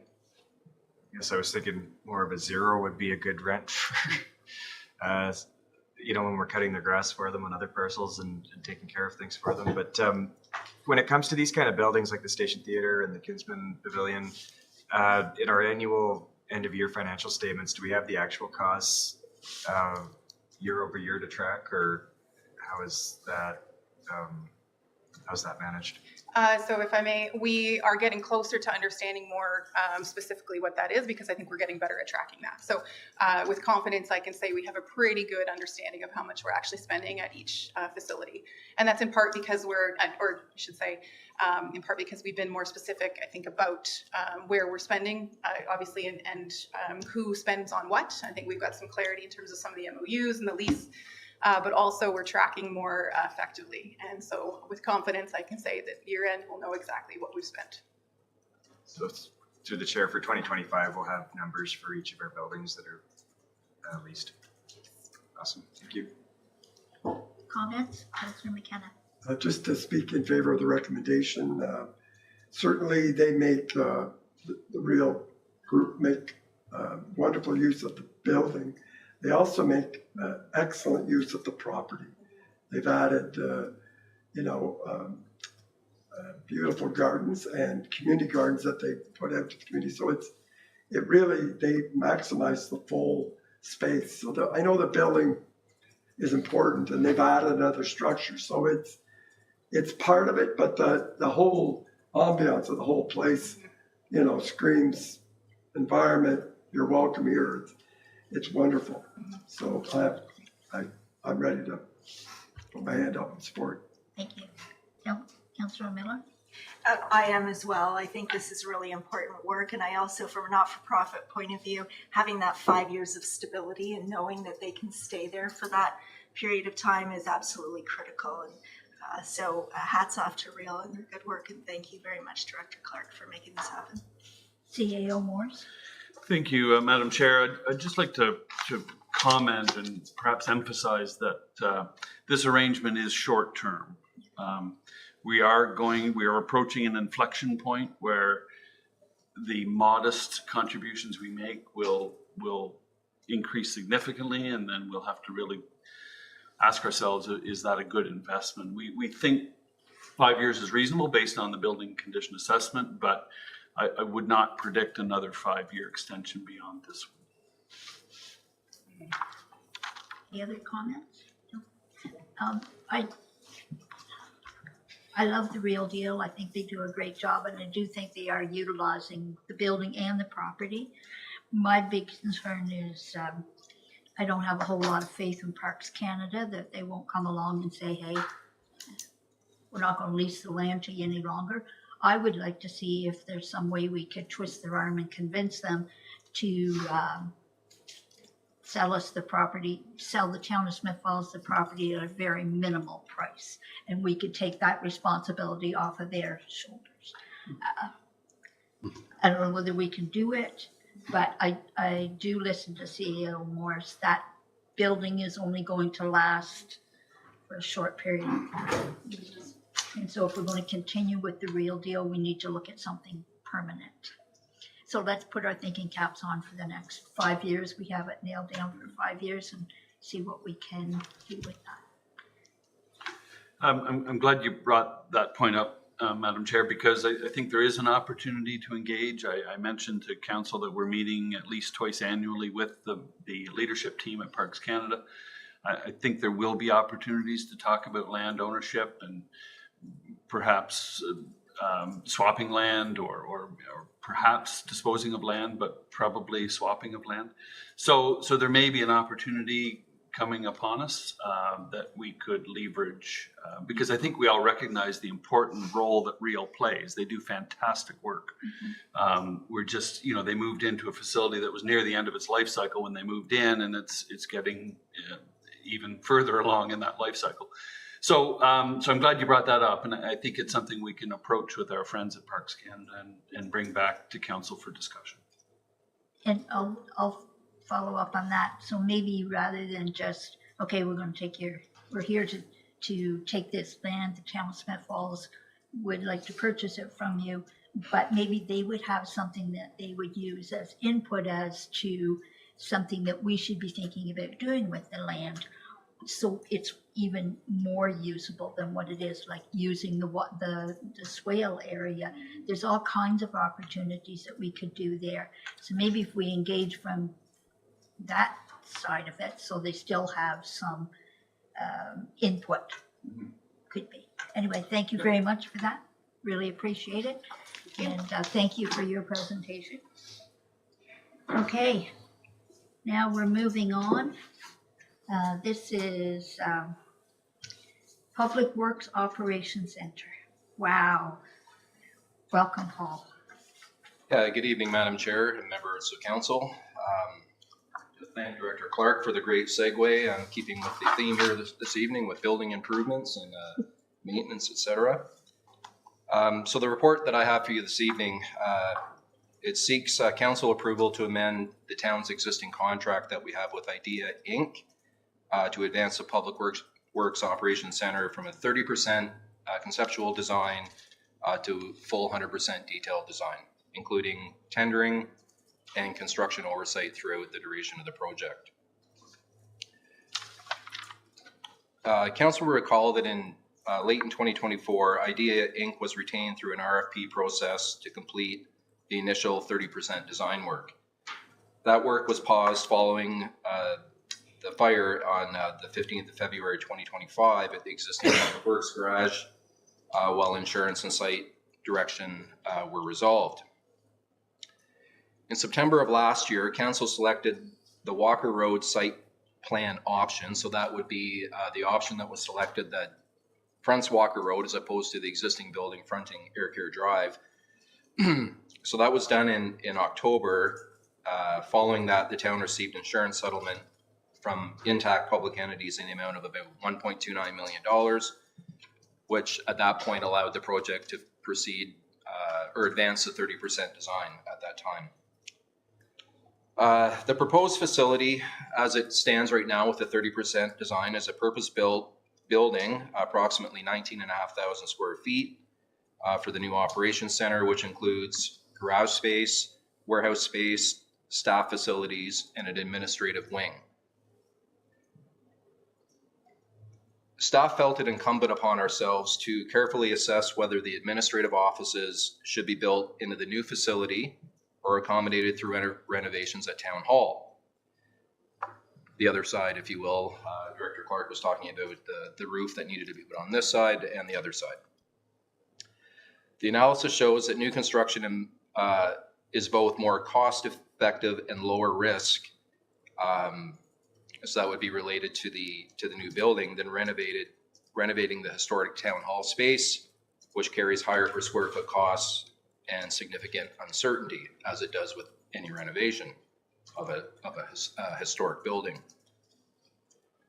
Furthermore, co-locating operations, engineering, environmental, and administrative staff also delivers important operational benefits, such as including better coordination between staff, faster response times, improved safety, and more efficient use of staff's time.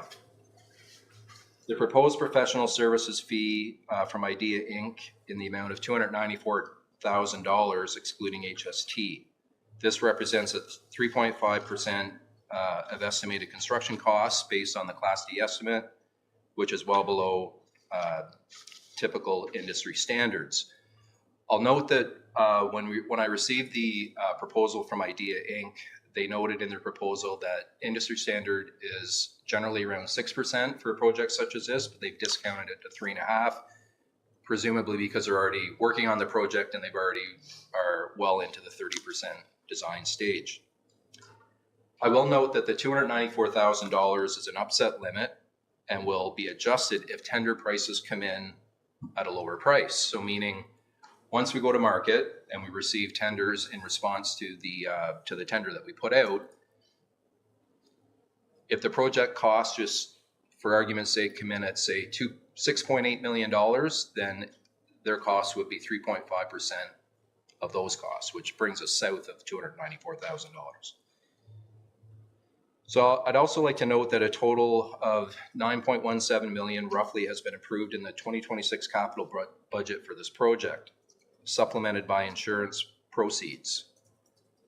Staff will continue refining costs through detailed design and will return to council at a later date once Class A estimate has been made available before we proceed to tender. So meaning if we get concurrence from council here tonight to proceed to the detailed design state, we'll work with Idea Inc. to refine the design, keep it modest, come back to council. Before we proceed to tender, we'll come back with what that plan looks like and what that Class A estimate looks like. And then we'll go to market and presumably we'll receive pricing back from proponents that'll get us in and around that price point. So the recommendation before council this evening is to authorize the contract amendment so that this project can move forward into a controlled, cost-conscious, and timely manner. I'd also like to state that Idea Inc. is integrated design, engineering, architecture. So why I think that's important is I think we have the right consultant on this project. They are currently poised and ready to continue with this project to get it through to detailed design, tender the project, and administer the project once awarded. We're getting a little bit long in the tooth in this process here. We're already sitting at February 2026.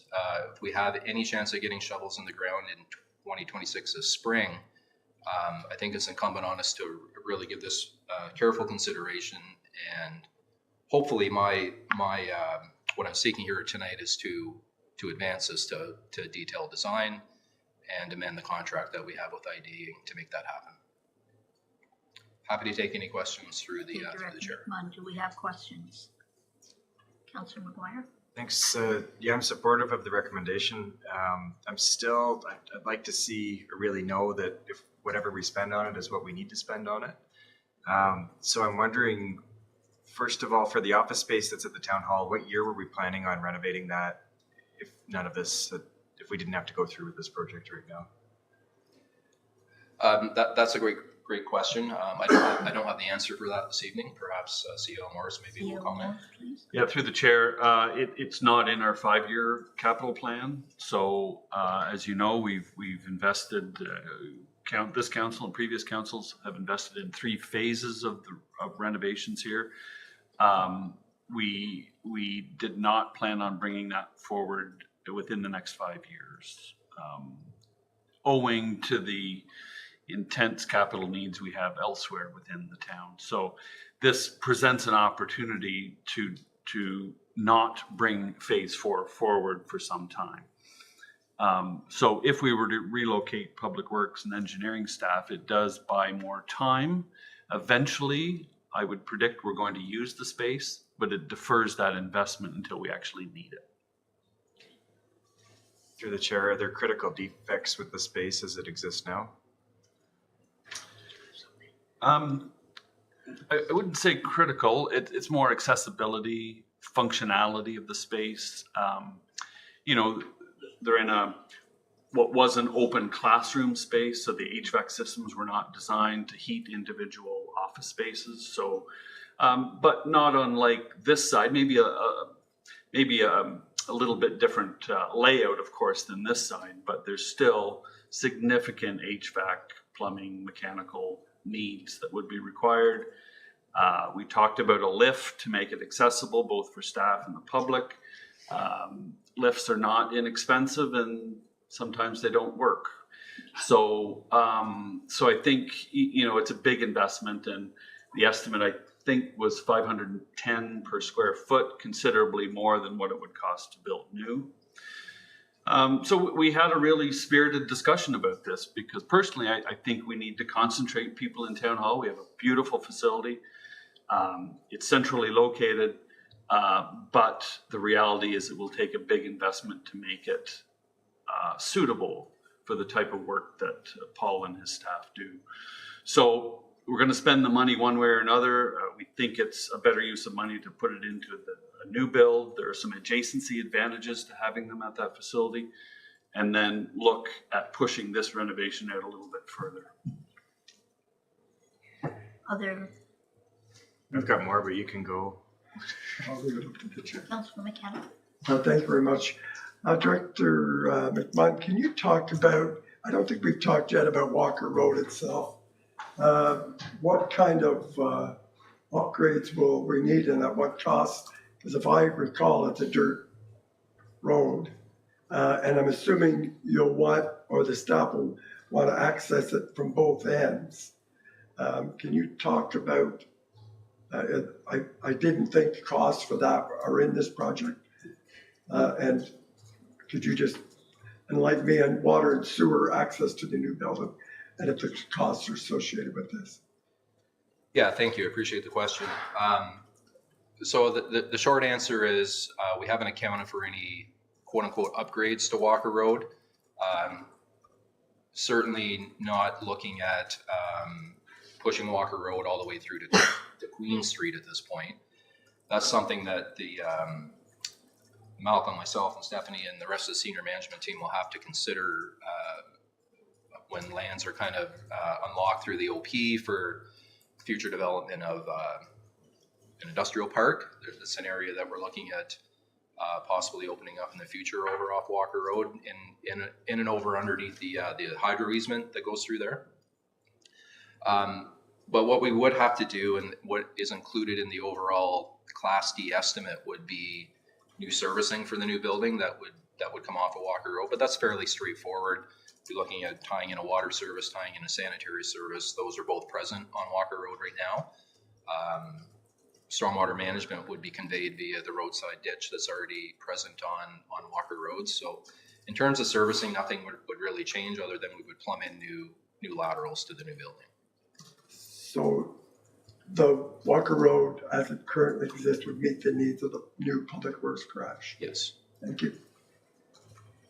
Other questions, comments? Councillor McGuire. Thank you. So, sorry, I lost my spot here. When we look at the new space, is everybody that's moving into that space currently in an office, or is there a mix of cubicle and office space right now? No, so through the chair, the administrative wing, if you will, so that would be the section to the immediate west of the warehouse garage space,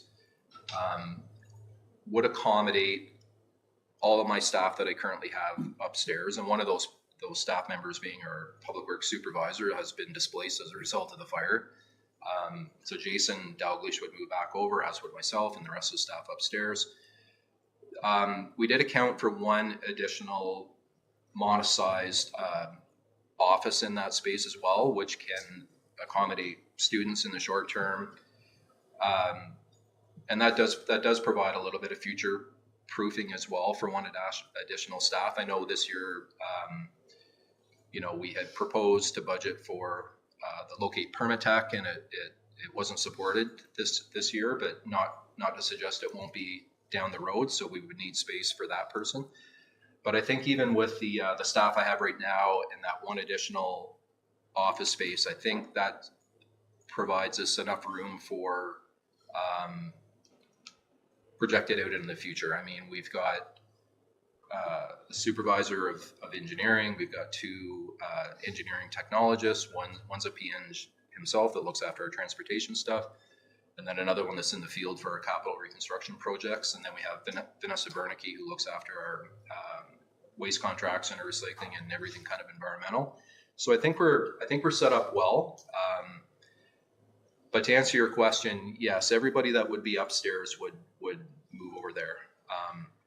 Just to kind of augment what CO Morris was saying before, I think another thing that we need to keep in mind too, that there currently is office space where my office is, where my admin coordinator's office is, and then we framed in 3 additional offices upstairs as well, for the engineering supervisor and the 2 technologist positions. So currently right now we have not a lot of surplus, if any, in this wing of the building downstairs predominantly. So that would free up some space upstairs as well. If we were to move, then there's effectively 5 offices up there that people could, on our heels as we exit, could move upstairs and occupy that space. Yeah.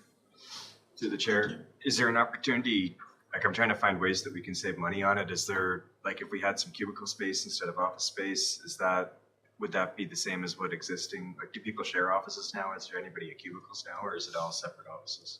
They're separate offices, yeah. Through the chair, for the training space, is there an opportunity to host training at the Memorial Center or the Youth Center or other town-owned existing spaces that, because I'm guessing it's kind of a one-off, like you've got first aid training, everybody's going to go. Does it need to be located at the Public Works garage, or could we use it underutilized space we already have? Yeah, through the chair. So you're absolutely right. There is an opportunity to use the space at the arena. Albeit I think the office space would also serve as kind of those impromptu sessions where we have staff in on short notice to do training. And we need to keep in mind too that through the wintertime, staff work all different kinds of hours. So sometimes our training may not necessarily align with the availability at the arena. But that office space, the training area within the broader administrative wing is fairly modest in size. I would think it would definitely smaller than this room. Yeah, significantly smaller in this room, probably about half of the size. That could also serve as kind of an overflow area. The lunchroom area in that administrative wing, not only for administrative staff, but also for operators, is fairly modest. So it give a bit of a spillover area for staff to actually go into that room and enjoy their lunch, right? If they're working at nighttime, there wouldn't be a need for them to sit out in the garage. They could actually go in and actually use that space as well. And we would also look to, like it would be a true training center. We would make sure that, like we were talking about IT stuff here in the council chambers, we'd make sure that it was set up appropriately with audio and video. So when we do host those training sessions, that we can, electronically display that stuff on a screen and have audio in the room as well. So. Thank you. Other comments? Yes, Mayor Panko, please. Yeah, thanks, Director Rickman. I support the staff recommendation. I think ideas come this far, hiring them to carry through, and I think from what you've demonstrated here, the pricing is very fair as well. The total cost is still concerning. I think we all feel that of the entire project, but recognizing the administrative office areas is only 7 or 8% of the total cost. And so I'm supportive of accommodating your team over there. It will free up space here that if it's not filled immediately as the town grows and demand for service grows, it will be used eventually. We know there's not often a lot of empty parking spots out there either, so having your staff move over frees up a few spots as we grow as well. So I think overall it's a great fit, and for the long-term benefits of your staff, having the showers, the change rooms, the things that they don't have access to. And hopefully, I don't know what the timeline is for construction, but I know it's less than ideal to go through another winter season the way you had to through this winter. When do you expect potential occupancy? That's a great question.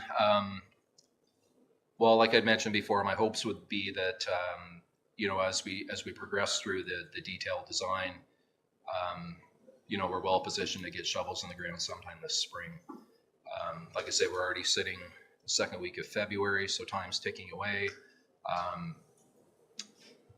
If we were to give direction to Idea Inc. in short order, I'm sure they could just continue with the 30% design and advance it through that, the detailed design state. There's still a risk that we may not be in a position where we're poised to occupy the space come next winter. I guess we'll have to see how things unfold. Yeah. So to answer your question, I'm really I can't give 100% confidence here this evening that we'll be in there before the snow flies next winter. But we'll do our best. Hopefully, yeah. I'm sure for you and your team, it'd be the ideal outcome. Thank you. CAO Morris. Thank you, Madam Chair. Just 2 points I'd like to make. Firstly, I appreciate Councillor McGuire's comment about the space. So I think you've motivated us to go back and maybe have a look to make sure we're building adequate space, but not overbuilding. So we'll do that. The other comment I would make is Mr. McMahon and his staff are motivated to get this moving. We are paying rent on a trailer for the operations staff. We'd like to get out from under that rental as soon as we can. Not that we're going to hastily go into this, but the sooner we get it done, the less money we'll be spending on renting a trailer. So I think everyone's motivated to get it done. Did you have another question, Councillor McGuire? Yeah, I'm wondering if, from the committee, is there a consensus to look into comparables? Because I'm thinking about the $4 million estimated garage in Perth and the $6.5 million garage in Montague. Is there, I'd love to see information on how many square footage, what the office square footage was, what the bay square footage was, and how those costs compare to this estimate and what we're building. Is there more people that would like that information, or? Councillor Miller first. Thank you. So I think I'm getting a little bit confused, so I just want to clarify. IDEA is doing the tender preparation, which means we are going to tender. Is that correct?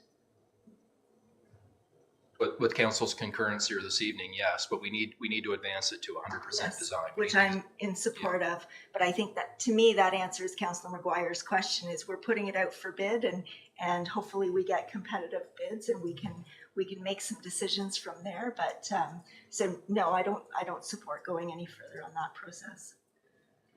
Director McMahon. If I could, Madam Chair, I just want to reinforce the fact that as we work through the detailed design, it'll be incumbent upon staff and CAO Morris to,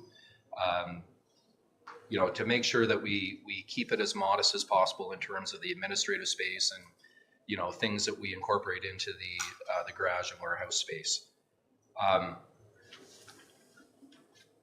So when we go to tender, we simply won't know, but at that point we'll have a Class A estimate, and let's keep in mind that a Class D estimate is very, very high level, 30,000 feet looking down kind of deal. As we work through the design, through Class C, Class B, all the way up to a Class A, we can make those minor tweaks along the way to keep the costs down.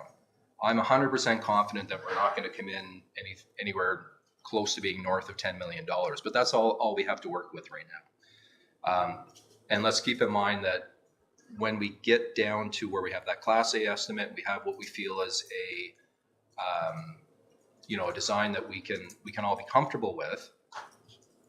That'll be council's decision at that point, and they all bring a report to council, say, here's what it looks like, here's our Class A estimate.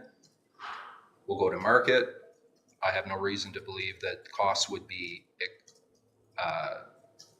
significantly higher than what the Class A estimate would be. And then we'll be off and running on this project. So, yeah. Councillor McKenna, please. Well, thank you. Director McMahon, I was going to say the same thing. I knew when we get to Class A, we're going to have a much more fine point on the price point. So I wasn't ready to go out and start looking around for cheaper options. I'm going to wait. I'm personally interested in waiting for that and hit the button on send tender. Councillor McGuire. Thanks. Yeah, just to clarify, I guess I'm not looking for a better version of the Class D estimate. I'm more interested in why other communities have been able to get this need met for 40 to 60% less than what we're budgeting for. So if there's something, I'm trying to understand why our needs are that much bigger, even though our community's not fortunately that much bigger. Because when we look at our capital pressures, it's as much as we budgeted for it and we've approved this year's capital budget, if we can save $2 or $3 million, that would be a game changer for some other project. So that's where my interest is when Perth's budgeting 4 to 5 and Montague got theirs done for 6.5 with a fire hall. Director McMahon. Yeah, no, I was just going to say, presumably those other municipalities and those other builds, they started somewhere. They would have started with a Class D estimate, and they worked their way down. So they would have been in the same position that we currently find ourselves right now. Trusting that makes sense. Thank you. And I do have to tell you, this building has needed to be replaced for the last 10 or 15 years. And if it took a fire to get us to do that, then that's a good push, in my opinion. And I like the idea that you're all going to be in one location. So you all work together, you all have the same questions, you're there, you're together. It's so much easier, I think, to be able to relate to one another when you're still at that one location. Now, the old building that's there, will that have to come down right away, or can it be utilized somewhat while the new build is going on? Yes? Yeah, thank you, Madam Chair. Great question. So right now, the way that the footprint is laid out, 30% design, it does suggest that the building will stay until such time as we occupy the new building. And at that point, the old building would be slated to be removed. And removal is incorporated in that Class D estimate, the north of $10 million. So. And as CAO Moore said, we have a trailer down there that we don't want to be renting any longer than we have to, but actually we have 2 trailers down there because there's also washroom trailers. So, Right. So there's double the money being put out. So it's going to cost the town money no matter how we go at this. And you know what? If we wait for another couple of years, it's going to be triple the price. So we need to get at it, get it done, and get those people all into one spot. I enjoyed reading your report. Thank you. Any other comments? No. Heads up. Thank you. Heads up. Thank you. Okay. Clerk Costello, Strong Mayor Powers update. Thank you. Bringing forward this report this evening regarding the Strong Mayors legislation. As you are all well aware, this was brought into place for Smiths Falls in May 2025. With this legislation, we've already been through the process or going through the process with the budget. However, there are 2 minor amendments that are required both for our code of conduct as well as our staff council relations policy. The staff council relations policy is an appendice to our employment bylaw. With the Strong Mayor's power, it does give some duties to the head of council to direct employees to do specific tasks. It's very legislated and it's spelled out in the legislation. However, with that, it does mean that we are going to have to change both those pieces of our bylaws or policies to accommodate. So specifically, the mayor or head of council can direct municipal employees to undertake research and provide advice to the head of council and the municipality on policies and programs of the municipality or the head of council as they relate to the powers and duties under this part. And B, carry out duties related to the exercise of the power or performance of the duty, including implementing any decisions made by the head of council under this part. So like I said, the provision under the staff council relations policy would be an addition, and it would be a minor amendment to our code of conduct, specifically to section 28. With council's concurrence, I'd like to bring forward 2 amending bylaws to the next meeting of council. Councillor McKenna. Yeah, I'm supportive of and understand. It's great to see the clerks continuing to work together on these and standardizing it. I understand why we're doing it, and you'll have to, this is kind of unfair to ask the clerk. Can you remind me, some of the Strong Mayor powers require a council at a certain level can overturn some things. and some of them don't have that. Does this have any of those provisions? I don't believe there are veto provisions with this one. Okay. So I understand it, and it's good tidying this up. Thank you. Thank you. And this will also provide written direction in the form of a mayoral directive, the same as the budget. Councilor McGuire. I just think it needs to be said that I think this is an awful piece of legislation from the province, and it's going to be extremely problematic as it gets implemented. But I appreciate the work that goes into being compliant with what we've got to do. Not if it's implemented, it is implemented. Well, as we implement it locally, but yeah, awful piece of legislation from the province. Keep electing good mayors. No other comments? Oh, thank you, Thank Clerk you. Costello. Thank you for your hard work. Now, don't run away. You've got another one, election sign policy. So back on the election policies. So looking at refreshing our election sign bylaw. This was not included in our sign bylaw overhaul that was conducted a couple of years ago. I like this as a separate piece of legislation so that it can be readily available to candidates and not be included in a big sign bylaw that may get misinterpreted or not seen. So bringing forward a couple points to refresh the bylaw for the upcoming election. Looking at removing the provision for a banner or stringer across municipal streets simply cannot be accommodated. Looking at giving our bylaw enforcement officers the provision to remove signs if they're not in compliance with this bylaw, and removing the provision for the chief building official. At the time it was written in 2018, the chief building official oversaw the sign bylaw. That's not the case anymore. And looking for council's decision or maybe some discussion about when signage can be placed in the town. Currently, the way the bylaw is written, that it can only be placed after nomination day. As it's in the report here, looking to change that to signs can be permitted after the filing of nomination papers. So if that's the case, we're looking at nomination papers can be filed May 1st. And if you're looking at using the provision about not having any bylaw or signs in place until nomination day, we're looking at August 21st. So we wanted council to be aware of that because we do get a lot of complaints about sign congestion, especially in our downtown area. All the other provisions would remain about not being placed on municipal property or on the nodes, things of that nature. All of that will remain.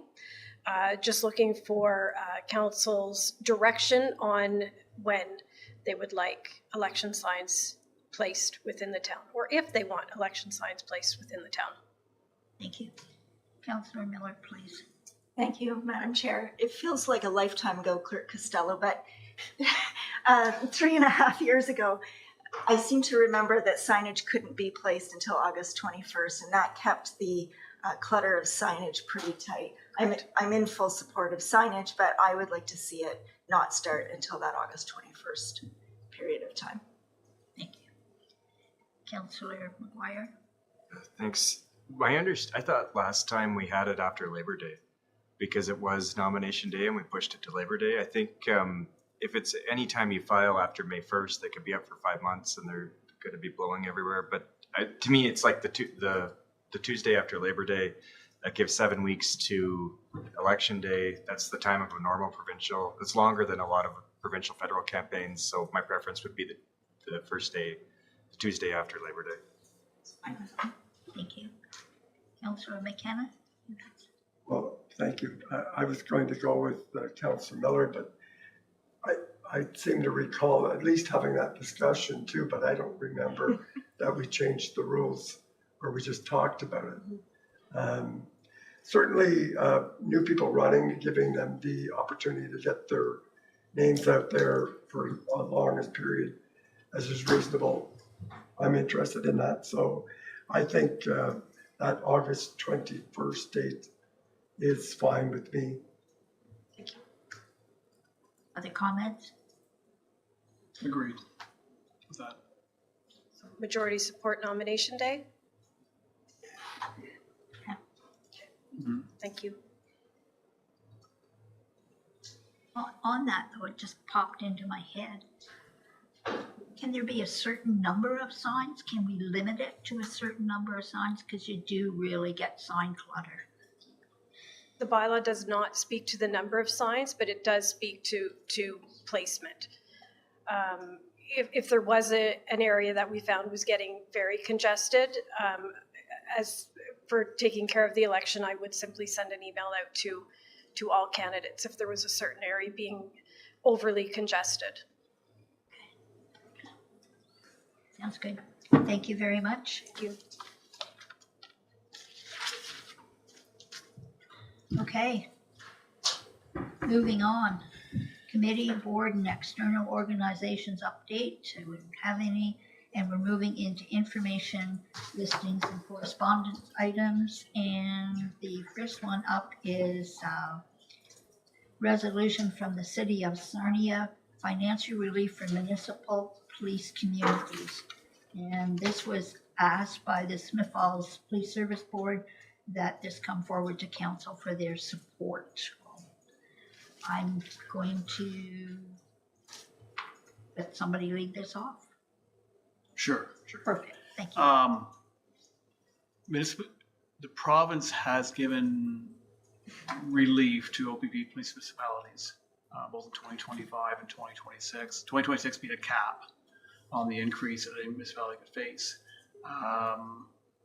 The same, even though municipal police communities have the ability to seek application-based grants and get some provincial funding, not a real level playing field because all those OPP communities sort of do the same thing, is to my understanding. So we're simply seeking parity and council to provide that support. There have been a number of municipalities which have now passed this or some resolution, and I think it's simply a matter of saying we're all sending tax dollars to Toronto, and we're simply asking for our fair share back when it comes to helping us cover the cost of this.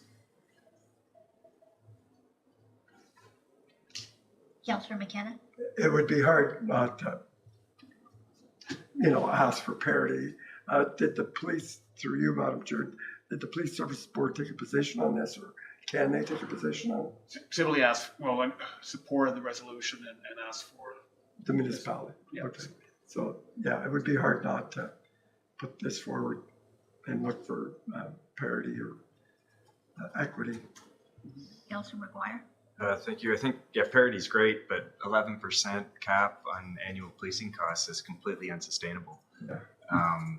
And we look at the rate of our own policing cost increases over this term of council, that's unsustainable. So I agree with it in principle, but the bigger idea, there's a bigger problem here that's not being addressed by the correspondence. True. Okay. So we'll leave this one and move on to the next one. We'll show support. Oh, yeah, I'll come to a future council meeting with support. Okay. Thank you. Oh, sorry, CEO Morse. Perhaps just for clarity, there was some discussion about the 11% cap for OPP police communities, but it's not in the motion or the resolution that's being, that you're about to support. So I think that's an important distinction, that it's looking for parity, not necessarily a cap. Okay, good point. True. Okay, so that one we've taken care of. Now we move on to Fulton Region, public safety requirements to protect our communities. And Excuse me, Madam Chair, I'm just going to invite Councillor Robinson to come back in.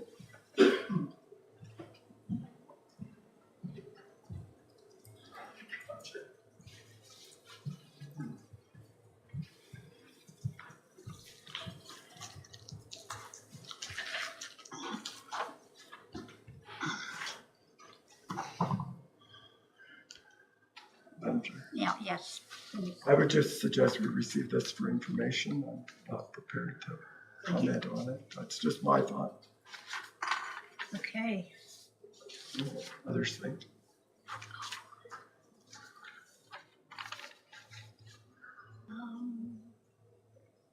Then we move on to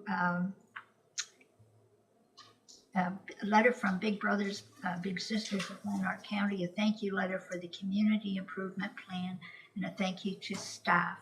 And a very nice letter. We certainly appreciate the fact that you've reached out to thank us for this. And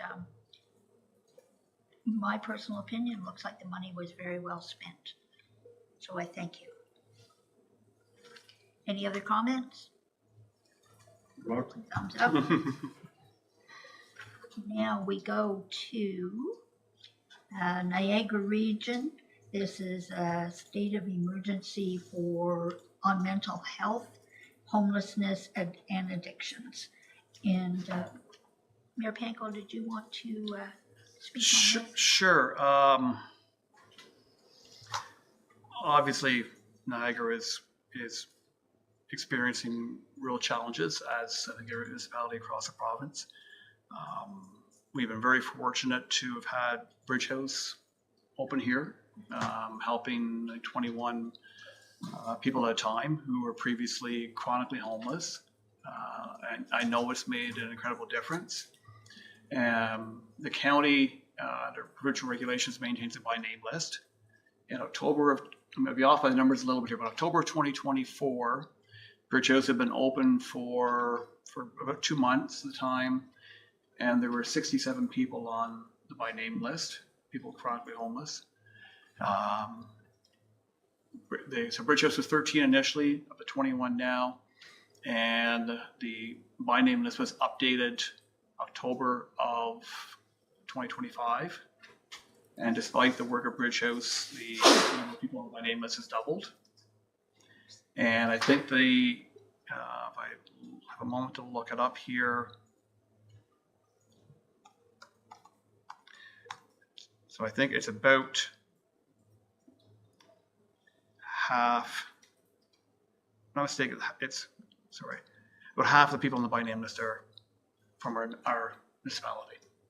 So as of December 2025, 61 people on the by name list are in Smith Falls, 52 households.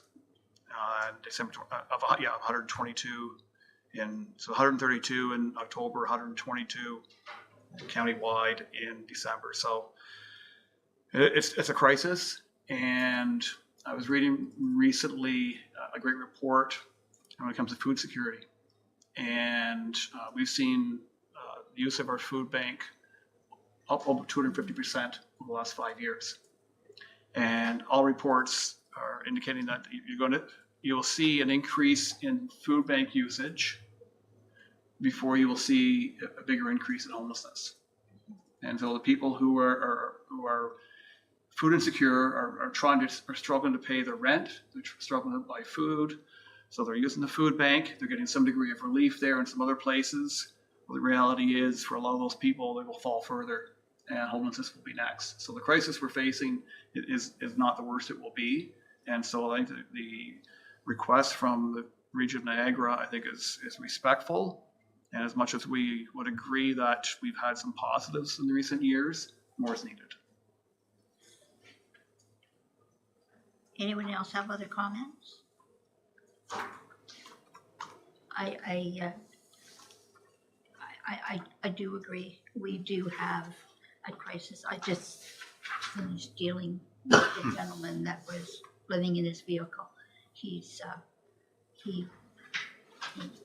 moved on to Kingston. Even though he had a job here, the possibility of a job here, he had no place to live. And it is when you get down there with these people and see what they're struggling with, it's very sad. So we certainly do need to support and move forward and see what we can do. Councillor McKenna, please. No, it is a crisis. I don't have any qualms with that at all, and more needs to be done. Found their resolution a little vague. Advocate for provincial funding to address gaps. It's and then to support a coordinated approach between the different ministries. I'm assuming they do have some coordination around this. So I'm interested more in what, if we talk to our county partners at the community services to see if there was is there something specific around provincial funding for our Lanark County and Smith Falls that we could ask rather than, it was just so generic. Advocates for provincial funding to address identified gaps. Well, the problem could say, you have money, we've identified the gaps and we are funding it. They aren't saying an increase or, Yeah, good point. you know, so it's the resolution that so I would try to find some way to make it our own or. That's a So, good point. so no. If I may make a suggestion, why don't we push this to our Smith Falls Equity for All Committee? We have a meeting Thursday. Okay. We'll have some information, maybe some more data for that and a broader discussion on it and maybe draft a resolution that can come back here. Excellent. Excellent. Okay. Like that. Yes. Thank you. Thank you very much. Okay. No notice of motions and the adjournment. That the committee adjourn its proceedings at 7:25 PM and stand still adjourned until the next duly called committee meeting. All in favor? Thank you.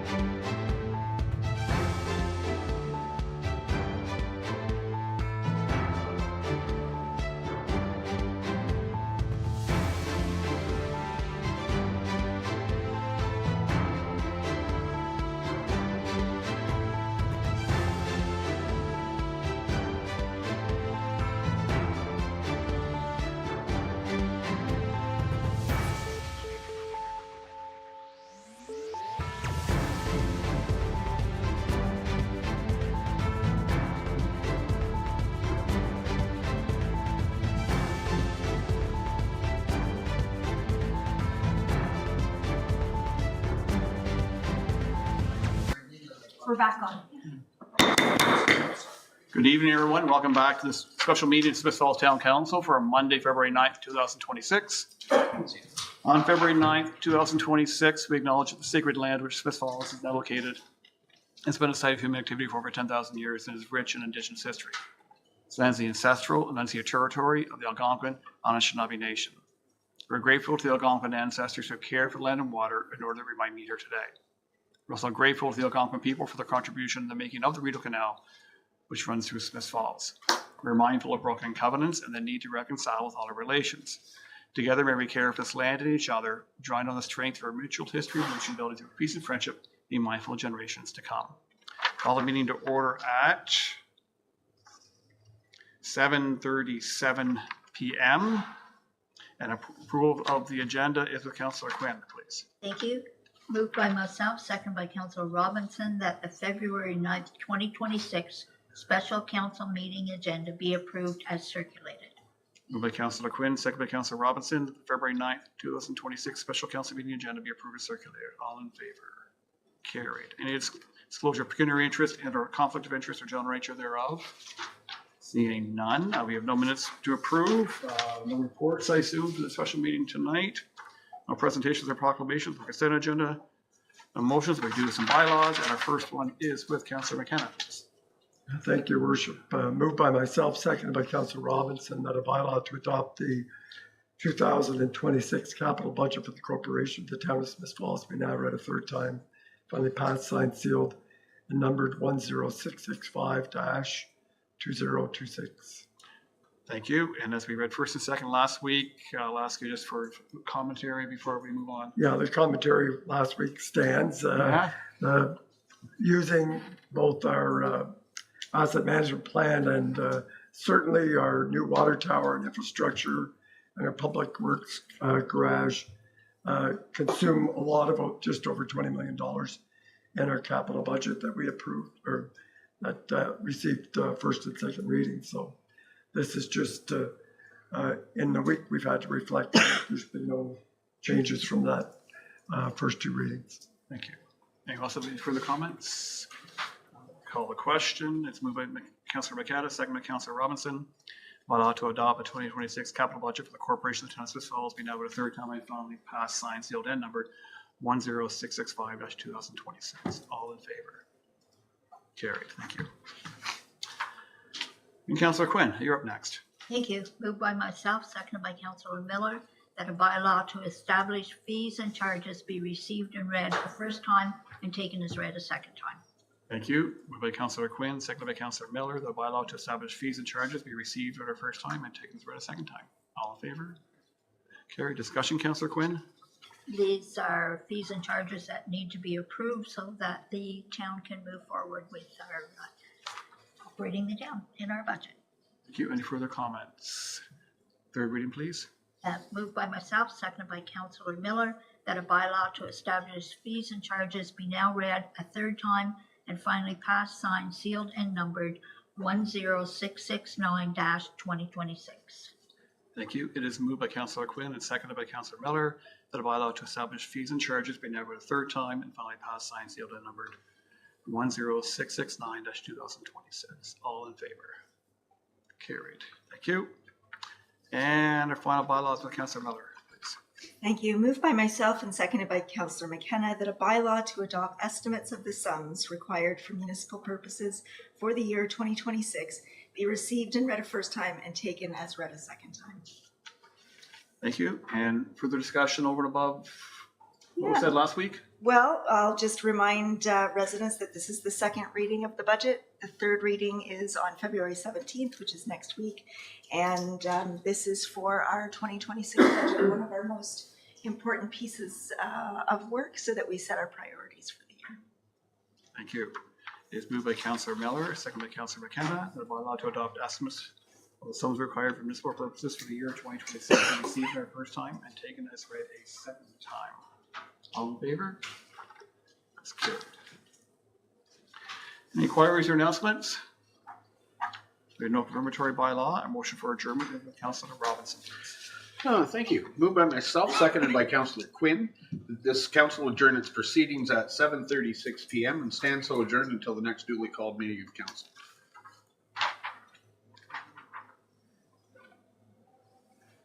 Oh. Which I 7:36. I opened the meeting at 7:37. 7:32. 7:30, okay, my watch is off. Okay, 7:32. Thank you for the correction. I don't know how we go back in time here, but Councilor Robinson, you're amazing. Okay, moved by Councilor Robinson, second by Councilor Quinn. This council adjourned proceedings at 7:36 p.m. Stands adjourned until the next duly called meeting of council. All in favor? They are adjourned. Thank you.